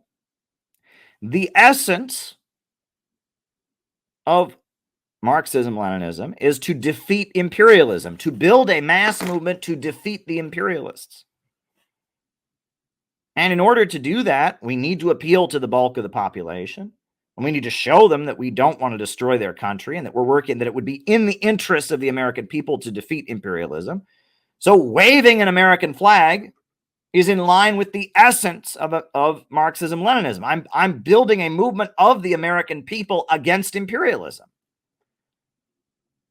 But they don't see it. They're not thinking of how can we build a mass movement against imperialism. They're thinking in terms of legalism. Oh, American flag, that's against Rule 513. That's an imperialist flag. You should never wave it. Well, that's funny because Gus Hall waved it. William Z. Foster waved it. You know, the communists, all the great communists in this country, they all waved the American flag. They said they were the inheritors of the American Revolution. Eugene Debs even opposed flag burning. Right? I mean, and the essence of being a Marxist-Leninist and opposing imperialism is not a piece of cloth. It's, are you actually building a movement? But they're concerned about the legalism of it. No, that's the American flag. And they're missing the essence. They condemn me for waving an American flag while they make excuses to oppose Russia. Right? Even they sit there and they think of how can we decide that Russia is imperialist? And they do all kinds of leaps and all of that, leaps and backflips, so that Russia is imperialist, so they can be out there echoing CNN and waving the Ukrainian flag. Well, guess what, people? Even if Russia was imperialist, you should still support them. That's called revolutionary defeatism, is we never march behind the imperialists when they're attacking a country, even a rival imperialist country. We always march against the imperialists, just like Marx championed the cause of the Irish people against the English. Just like during World War I, the Wobblies said, turn your guns around, the real enemy is at home. We never march behind the imperialists. So if the imperialists are telling us to hate Russia, we don't hate Russia. We do the opposite. We stand with Russia. That's what it means to be an anti-imperialist. And you want to throw a fit. You don't stand with Russia. You think of some loophole. Well, I'm going to reinterpret the definition of imperialism so that Russia can be an imperialist. And I'm going to march alongside the pro-imperialist mobs that are, tearing down Russian symbols and demonizing Russia. I am going to echo CNN and their hatred for Russia, but I don't carry a piece of cloth. So I'm the real Marxist-Leninist. That is the definition of legalism. That is exactly legalism. You are not opposing imperialism. You're fixating on a piece of cloth. And there's so many examples of this. I am upholding the essence of Marxism-Leninism. I am saying that we must stand with the people who are under attack by the imperialists. I am saying we must build a movement of working people of all races and nationalities to demand jobs and schools and education. And we have to build a serious movement to stop World War III, to stop the low-wage police state.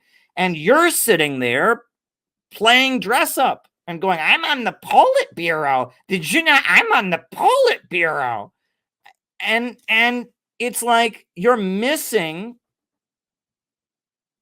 the point.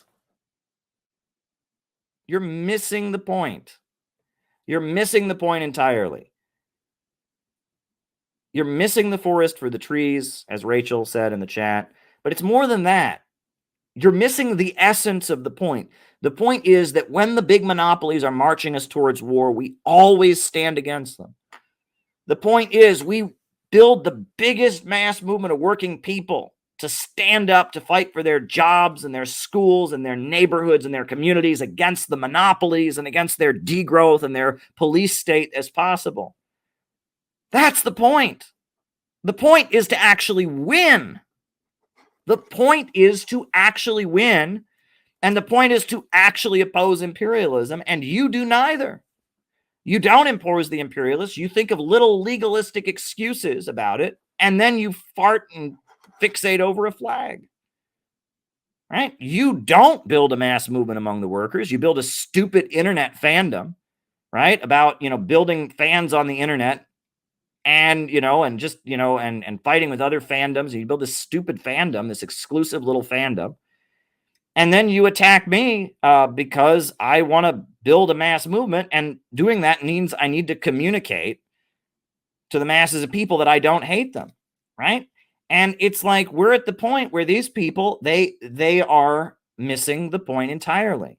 They're playing a legalistic game, and they have forgotten the essence of what it's all about. And that's what Lenin said about Marxism. Right? The Social Democrats, they may have all the Marx quotes, but the essence of what Marx was fighting for was the working class against the big corporations.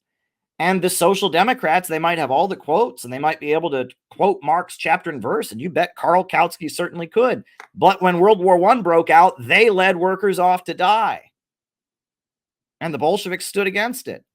And maybe they changed and maybe they deviated from what Marx had said, but they preserved the essence of what Marx was saying. They preserved the essence of it.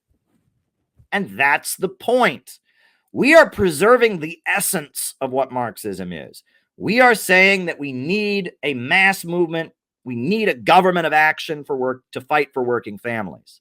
We are saying we must oppose World War III and we must oppose the low-wage police state, and we must build as broad of a movement possible to defend our schools and our jobs and our communities and our families and our neighborhoods from the low-wage police state the imperialist monopolies are seeking to impose. And these people, again, they might be, well, I read according to the book of Marx, I have a quote from chapter 3. Yes, but you're missing the essence. You are engaging in Marxist legalism.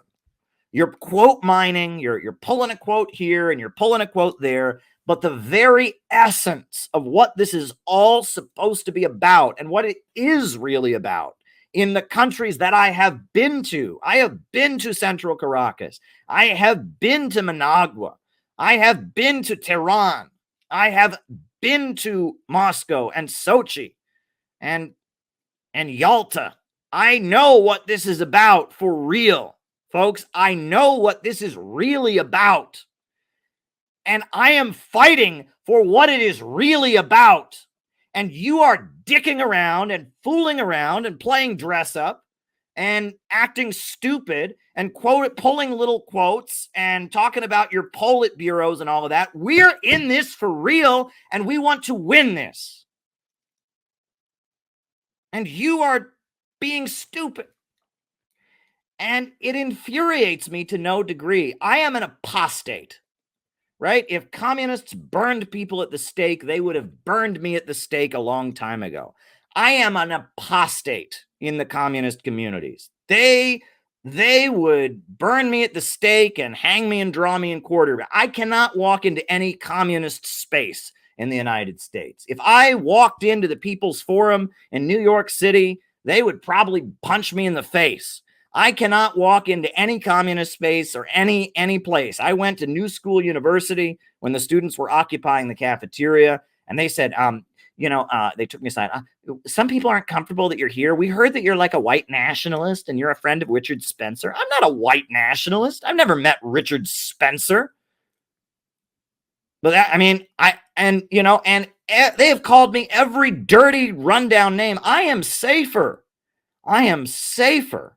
with normal people than I am with communists. If someone says to me I'm a communist, I run the other way, because the first thing they tell you in any communist group, I swear, the first thing they tell you in any communist group is, there's this guy named Caleb. He's bad. No, I am dead serious. The first thing they tell you, if you join the PSL, the first thing they tell you is, okay, now there's this guy named Caleb. He's bad. You join CPUSA. I have certified. People have told me that this was in their question, right? They've said they applied to join the CPUSA, and they say, now, are you involved with that Caleb Maupin? I'm not exaggerating. It sounds arrogant, but this is how it is. I am the apostate, the ineffective, weak, isolated, pathetic communist movement in America that is smaller and weaker and more irrelevant than ever, has declared me to be public enemy number one. And I mean, I don't care what you are. If you're in the CPUSA or the PSL or the ISO or the QWH or the ACP or the XYZ, I am Satan. I am public enemy number one. I'm a Nazi, pedo, rapist, axe murdering, child eater. I am everyone just knows I'm bad. I am bad. I am just bad. Caleb is bad. Why is he bad? I don't know. Isn't he like a fascist or a neo-Nazi or a child molester? I'm none of those things. I'm just somebody who believes in what you all pretend to believe in. And I'm someone who's tired of your bullshit. And I'm somebody who's here to call out your phoniness. That's what I am. I am somebody who is exposing you. I am somebody who has shown that if you were sincere, you could be doing thousands and thousands of times more than what you're doing. With my limited resources and with a small organization that I have, we have moved mountains. We have moved mountains. And if we can move mountains, what the fuck are you doing with your thousands of dollars? What the fuck are you doing with your big, expensive offices all across the United States? What the fuck are you doing with your hundreds of thousands of YouTube followers? What the fuck are you doing? Right? If I, on this small YouTube channel with my small organization, if I can do what I'm doing, what the fuck are you doing? Dicking around and calling yourself the Politburo. Oh, I'm the Politburo. You know, last I checked, Politburos don't exist in American political parties, you fuckwads. You know, or, we had a rally for Palestine and we called out racist, sexist white males. Well, geez, wouldn't it be nice if all the racist, sexist white males in America stopped supporting Israel? You know, that would probably be a good thing. I think it would be great if all the white straight males of America opposed Israel. I think we'd be better off. No, we don't want racist white males. No, Israel's a country full of racist white males, just like America. I mean, these people are idiots. These people are fools. These people are complete fools. These people are complete and utter fools. And they have commandeered our movement. And they're so busy playing dress up, and they're so busy playing legalism, and they lose their minds over an American flag, and they lose their minds over this and that. And it's like, I mean, the only person that would consider joining them is somebody, it's not, look, I want the party that Fred's dad was in. That's the party I want to join. If that party ever shows up again, I'll join it and they'll be happy to have me join it. But I don't want to join Fred's party. I was in Fred's party for 8 years and it didn't end well. And I tried to be in Fred's party and I tried not to even leave. But I don't want to join a party that wants to appeal to the part of every kid that hates Superman and loves Lex Luthor. I want to appeal to the party of Superman. And there's a reason that just drove Fred over the edge. He just couldn't stand it. Oh my God. He's saying that the CPUSA of the 1930s and 40s, he's saying that my dad's party was good. He's saying that old man that my dad was bowing before on the streets of the Bronx was a good man. Yes, Fred, I am saying that. And I'm saying that all your negativity and all your hostility and your scarcity mindset, your belief that we're only ever going to be a fringe group, so you got to be the king of this tiny irrelevant fringe, that's got to go. Look, I will never forget a conversation that I had. All right. This was towards the end of my involvement with the group I was in. And I remember it was one of the leaders of the group. And I wrote an internal document critiquing them because they wanted to endorse Bernie Sanders. Now, looking back on it, I might think endorsing Bernie Sanders is a good thing now, but that's a whole nother thing. That's beside the point. I said to the party, we have failed because millions of Americans are turning to Bernie Sanders to teach them about socialism. They should be turning to us. And I was right? This idea that we should just have liberal rallies was absurd, right? This idea that Americans were ready to hear socialist rhetoric. And I said, they should be getting socialism from us. They shouldn't be getting it from Bernie Sanders.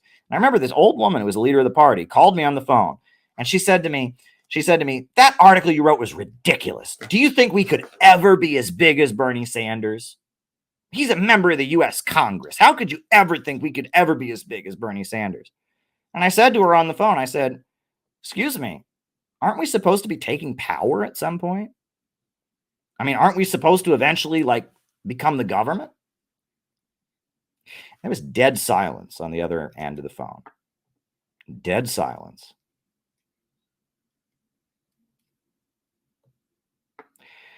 Sometimes they're just too honest.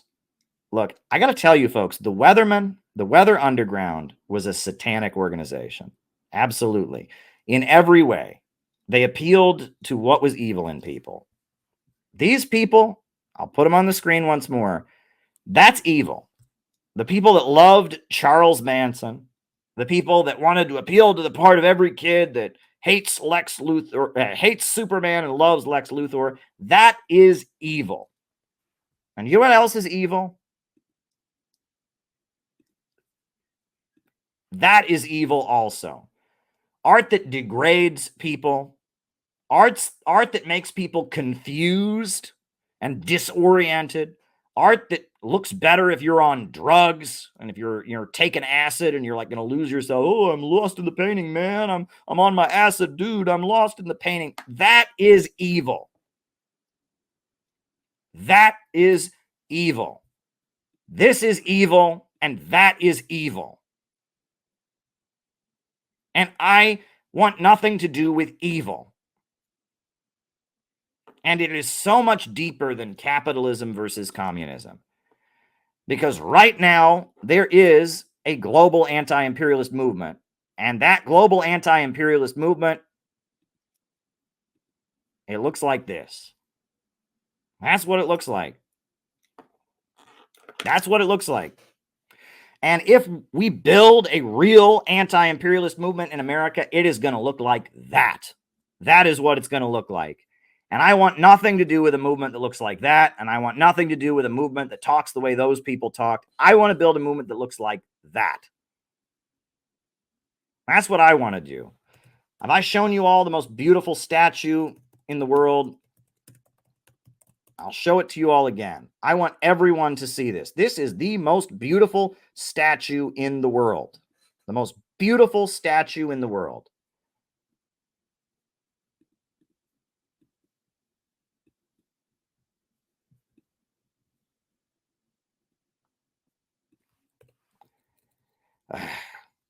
Hold on.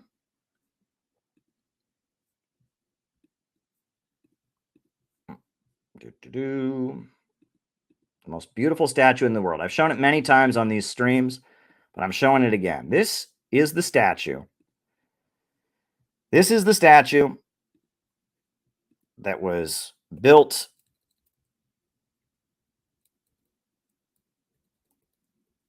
to commemorate the independence of Senegal. Hold on.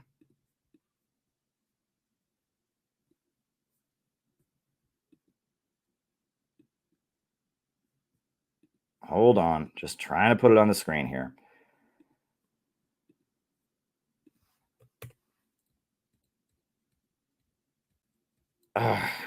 Why is StreamYard being so annoying right now? This is very, very annoying.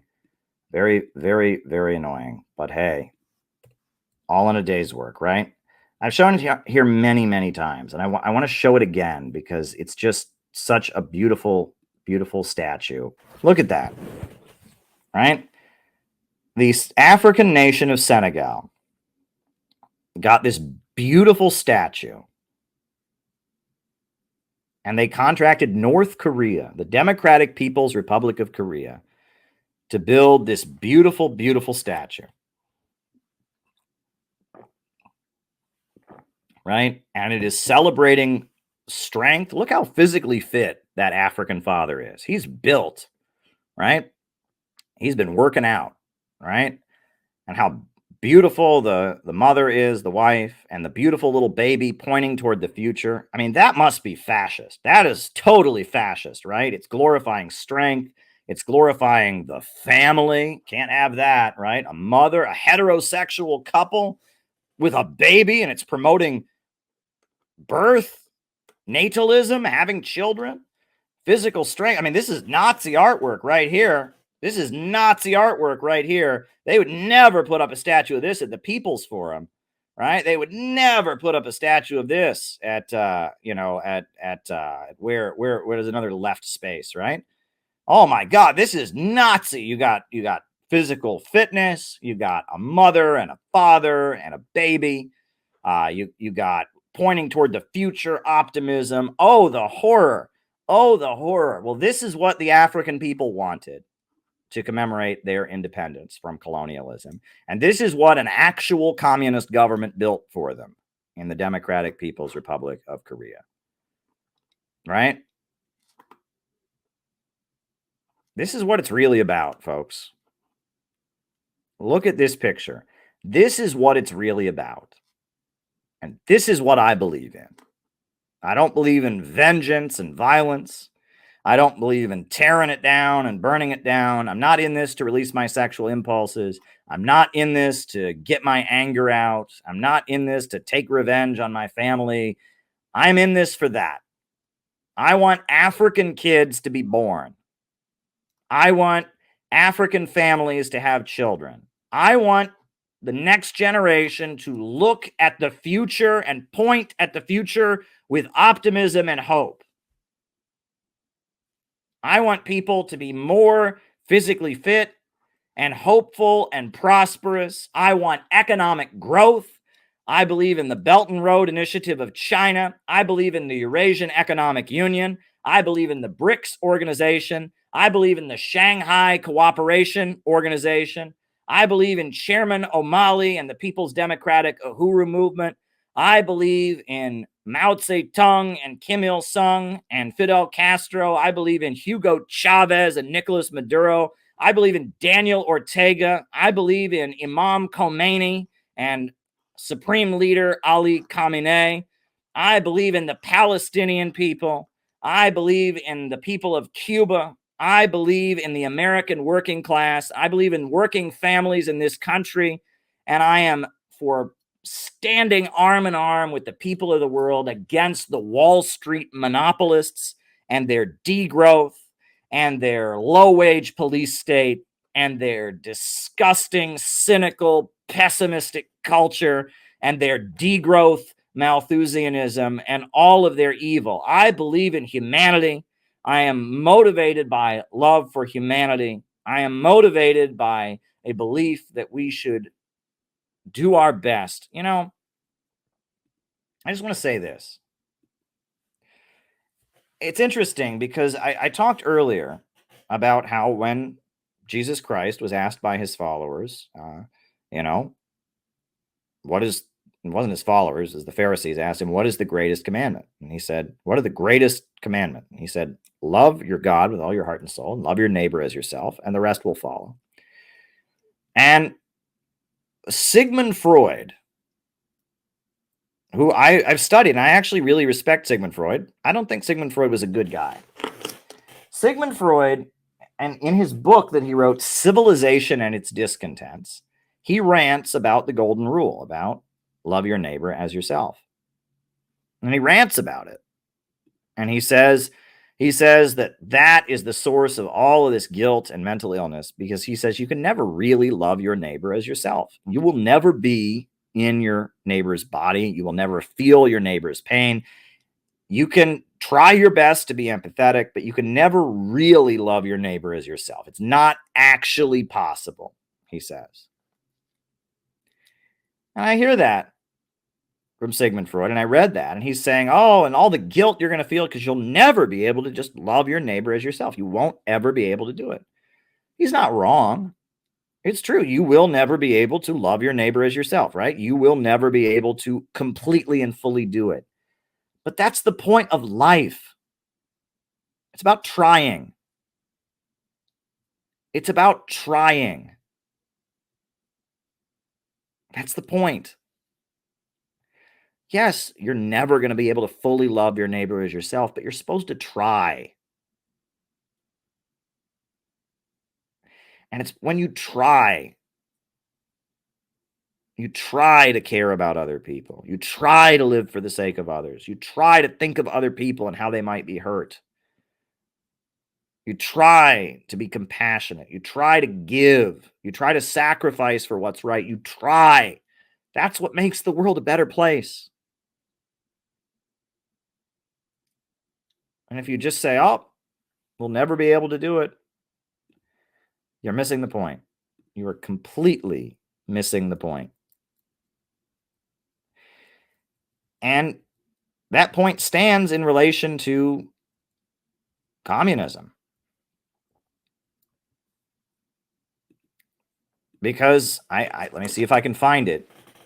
The Russian president, Vladimir Putin, when he spoke at the World Youth Festival, right, he actually made a very interesting point. He actually said something very, very communist at the World Youth Festival. I want to put it on.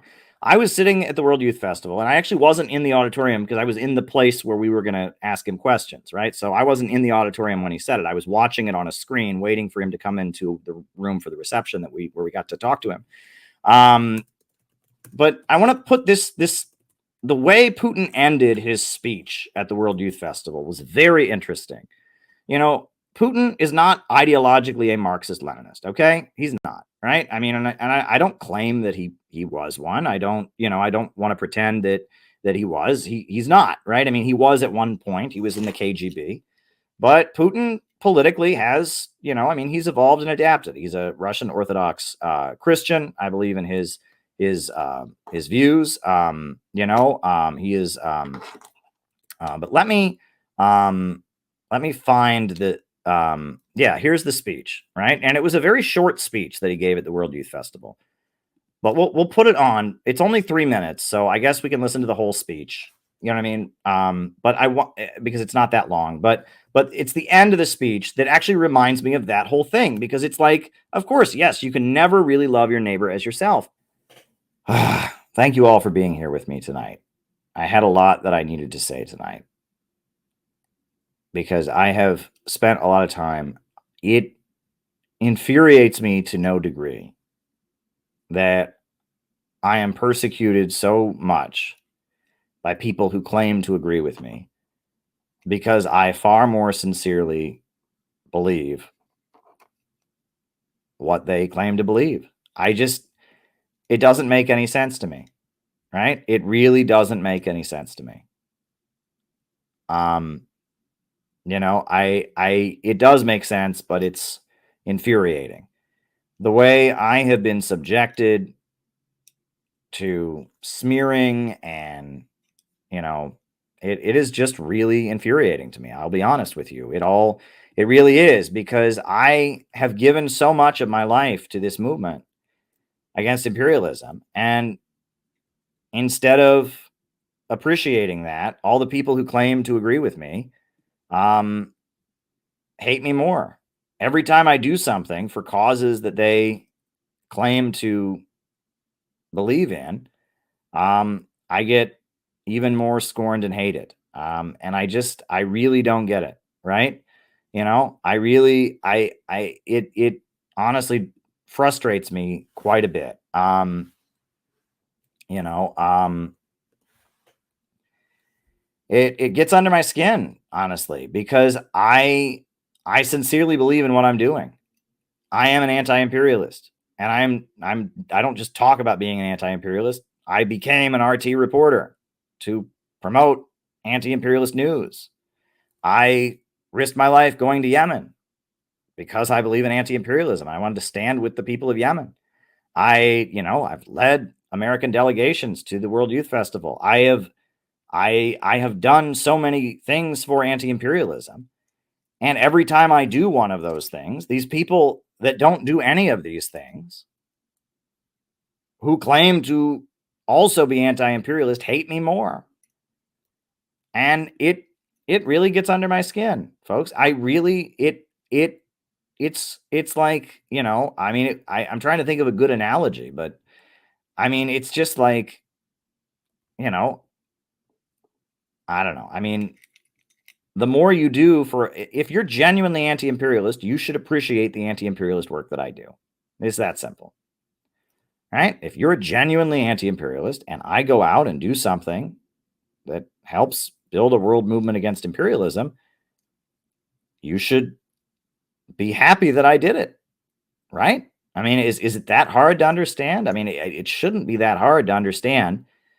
And if these people were sincere in their anti-imperialism, they might say, well, I don't agree with this that Caleb did. I don't agree with that Caleb did. But you know what? He's opposing the imperialists, and that's fine by me. But they don't say that. They absolutely do not say that. No. Right? Every time I go out and do more for anti-imperialism, the response of these other anti-imperialists is to hate me even more than they already do. And it is, no one has been as badly canceled as I have. And it is just infuriating to me. And thank God for all of you. But it's just like the memo has gone out that I am a bad person. I'm no good. And there's no substance to any of this. And they've come at me with every different angle they can think of.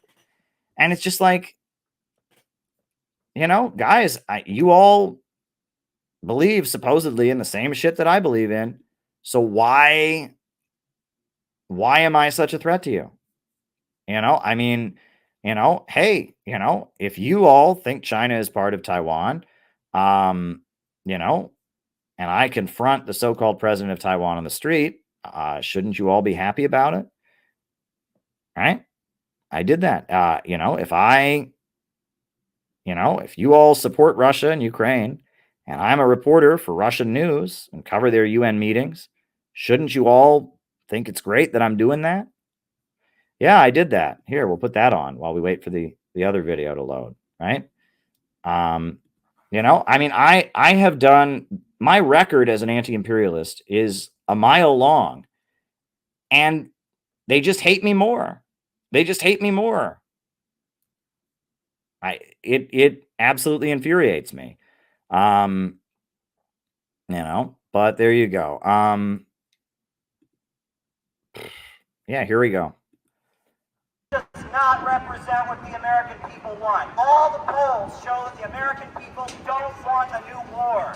The American people are sick and tired of our money being wasted on bombs and weapons and destruction, provoking a war with China, provoking a war with Russia, while our trains are derailing, people in the United States are suffering, our water's not being purified, our railroads are falling apart, our power grids are falling apart, and yet we pour more and more weapons and money into some stupid confrontation with China. China is not our enemy. Wall Street bankers are our enemy. No more provocations against China. China is not our enemy. China is not our enemy. China is not our enemy. China is not our enemy. Get out of our country. Stop trying to sell war in our country. Stop trying to sell war in our country. We don't want a new war with China. We love America and we don't want a new war with China. China is not our enemy. Stop trying to sell war. Get out of our country. Stop trying to sell war. China is not our enemy. I'm a patriotic American. I love my country and I don't want World War III. Yeah, it was great. It was a great move. Right. And if you actually don't want war with China, and if you actually, are an anti-imperialist and you actually support China and wouldn't you support that? But for some reason, none of these people on the internet that support China, none of them would share that clip. They all just pretended they haven't seen it. They all boycotted it. Right. And they all, and it's like, where were they? They could have done that. Right. Same with the Uhuru movement. Right. All these people say they're against prosecuting the Uhuru movement. I didn't see anybody but Jill Stein and Charles Barron and the Center for Political Innovation out in front of that courthouse. Where were they? I didn't see a representative of any of these other communist groups out in front of the courthouse. Right. When I was out in front of the courthouse in Florida, and I'm headed back to Florida, it looks like I'm going to be there for the sentencing. Right. I want to support them. I mean, if they send them to prison, God forbid, I want to be there to support them. But, I mean, where were they? Right. If they support the Uhuru movement, I didn't see them. I didn't see the PSL in front of the courthouse. I didn't see the ISO. I didn't see the QWH or the XYZ. None of these groups that claim to support the Uhuru movement. I didn't see any of them out in front of the courthouse in Florida. And I confronted one of these groups. You can probably guess which one. And I said, why weren't you there? And they said, oh, we don't have enough money. I said, really? Really? You don't have enough money? That's funny because one of your people has hundreds of thousands of subscribers on Twitter and on YouTube. He could probably pay for at least 4 people's plane tickets, with a week of ad revenue on his YouTube channel. So I don't buy that. You don't have enough money. Right. I don't buy that, but they didn't do anything for the Uhuru movement because they're just building an internet fandom. And in fact, one of them basically told me on the phone, they support prosecuting the Uhuru movement. He said to me on the phone, they're horrible when I brought up how they're being prosecuted. And I said, we have differences with them. And he said, oh yeah, they're horrible. And I said, all right, this is where the phone call ends now. They don't support them. Right. And also, just so you all know, the hate campaign against me personally, that's what it's about. The reason PSL has labeled me a Nazi, and that is not just a hint, that is not just a dog whistle. Right. It's not just a dog whistle to encourage people to be violent. It's so if the government comes after me, which they're doing, they're coming after Scott Ritter, they're coming after the Uhuru movement. If the government were to come after me, the idea was to make sure that nobody spoke up on my behalf. That's what Brian Becker is trying to do. Brian Becker is trying to put me in prison, basically. Okay. Now, and you'll say, oh, that's crazy, Caleb. Really? It is. It's crazy. Well, he's doing it to the Uhuru movement. He tried to cancel their rally last year. Right. They had a rally, as they're facing indictment from the federal government. He tried to mess with their permit and get their permit pulled to prevent their rally because they're competition. He wants to be the king of communism. Right. So he's fine to see the Uhuru movement go to jail. Then he can be the king of communism. And this other group basically told me the same thing on the phone. This is unbelievable. Absolutely unbelievable what these people are doing. I mean, these people are not communists in any conceivable way. And it's like they say, oh yeah, we're for solidarity. No, they're not. They're for solidarity when it's trendy. Right. And they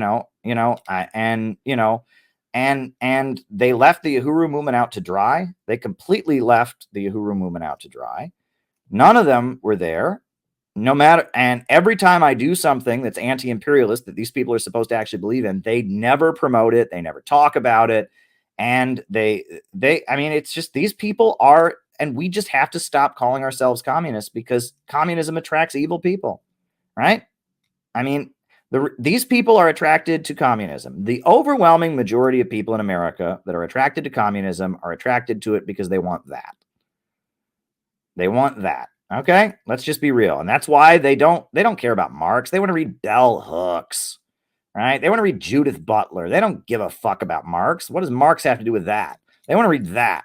That's what they want, right? They want to let everyone know that they hate white Christian cessed males, and they want to, they want their baby to have diarrhea all over the canvas, and that's what they want, right? And I mean, I'm not even interested in people who want that. If you want that, I'm not even interested in recruiting you. But there is a small minority of people that are at least smart enough to kind of think that they want that. But those people are also fucked. And the reason that they're fucked is because most of them have issues with their fathers, right? They want to be the Stalin, right? They don't really care about defeating anti-imperialism. That's why they threw Uhuru under the bus. They don't really care about China. That's why, about many issues. They kind of think they like this, and they're a very small minority. We're talking less than 300 people at the most. And don't let social media fool you. There's less than 300 of them. And they think they want that, but when it really gets down to it, they want to prove something to their dad, right? They want to prove to their dad that they're, I'm an important person. I'm the head of human resources. I'm on the Politburo. They don't really give a fuck, right? They don't really give a fuck. And they're fucked in the head also, right? And it's the same thing. They want to kill Superman, right? Maybe they want to kill Superman with different aesthetics, but they still want to kill Superman. We've got to move away from the word communism, because in America, communists are either this or some variation of that, and we don't want that, right? And the American people are never going to join a mass movement for that, ever. They are just never going to do it, right? They are never going to join a mass movement for that. And honestly, I don't want that either, right? I want this. I want that. I want to join a mass movement for that. And I think that the overwhelming majority of the American people want that. That is what the overwhelming majority of the American people want. They want that. That is what the overwhelming majority of the American people, they would never in a million years call it communism. That's not what communism means to them, but that is what they want. That is what we're fighting for. Don't you ever forget it. That is what we are fighting for. That is what we are fighting for. And if you want to call that communism, you want to call that socialism, you want to call that Christianity, you want to call it Islam, Judaism, Buddhism, that's what I'm fighting for.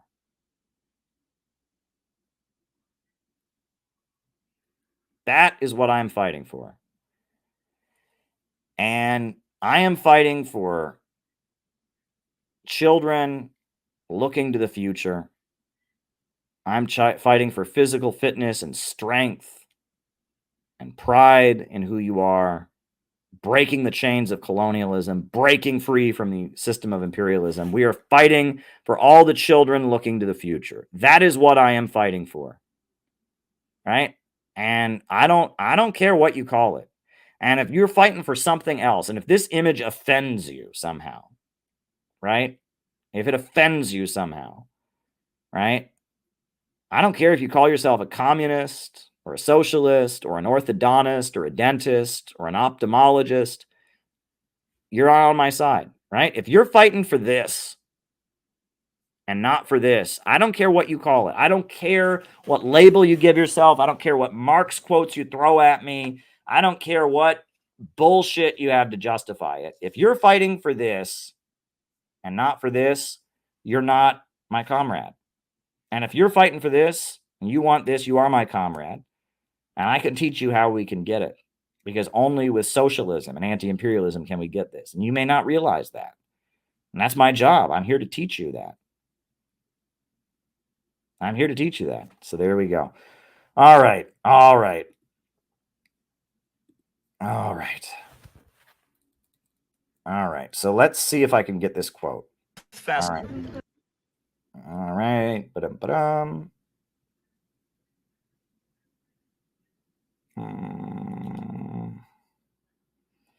That's me. And it's after me. Okay. This is the foundation of our life, something that we all have in common. We are all equal from the moment we are born, thanks to our mother and father. This is how people are born. There is no other way, even with modern technology. We are all born equal. But here comes the question, are we growing up, developing equally? Unfortunately, no. There are no equal conditions in the world for everyone. And that is the main injustice of today's world. Is it possible to secure equal conditions for everyone to grow and develop? I don't know. But what I do know is that we should all strive for this. Even the very fact of striving to make the world more democratic, more stable, balanced, and safer. Yeah, that was what he said, was that even the fact of, he said, will we ever get to a completely equal world where everyone has equal opportunity? He said, I don't know, but just striving for it and working hard for it will make the world better. And that's the point. Yes, maybe you never will be able to love your neighbor as yourself. Maybe you will never be able to actually love your neighbor as yourself. But shouldn't you try?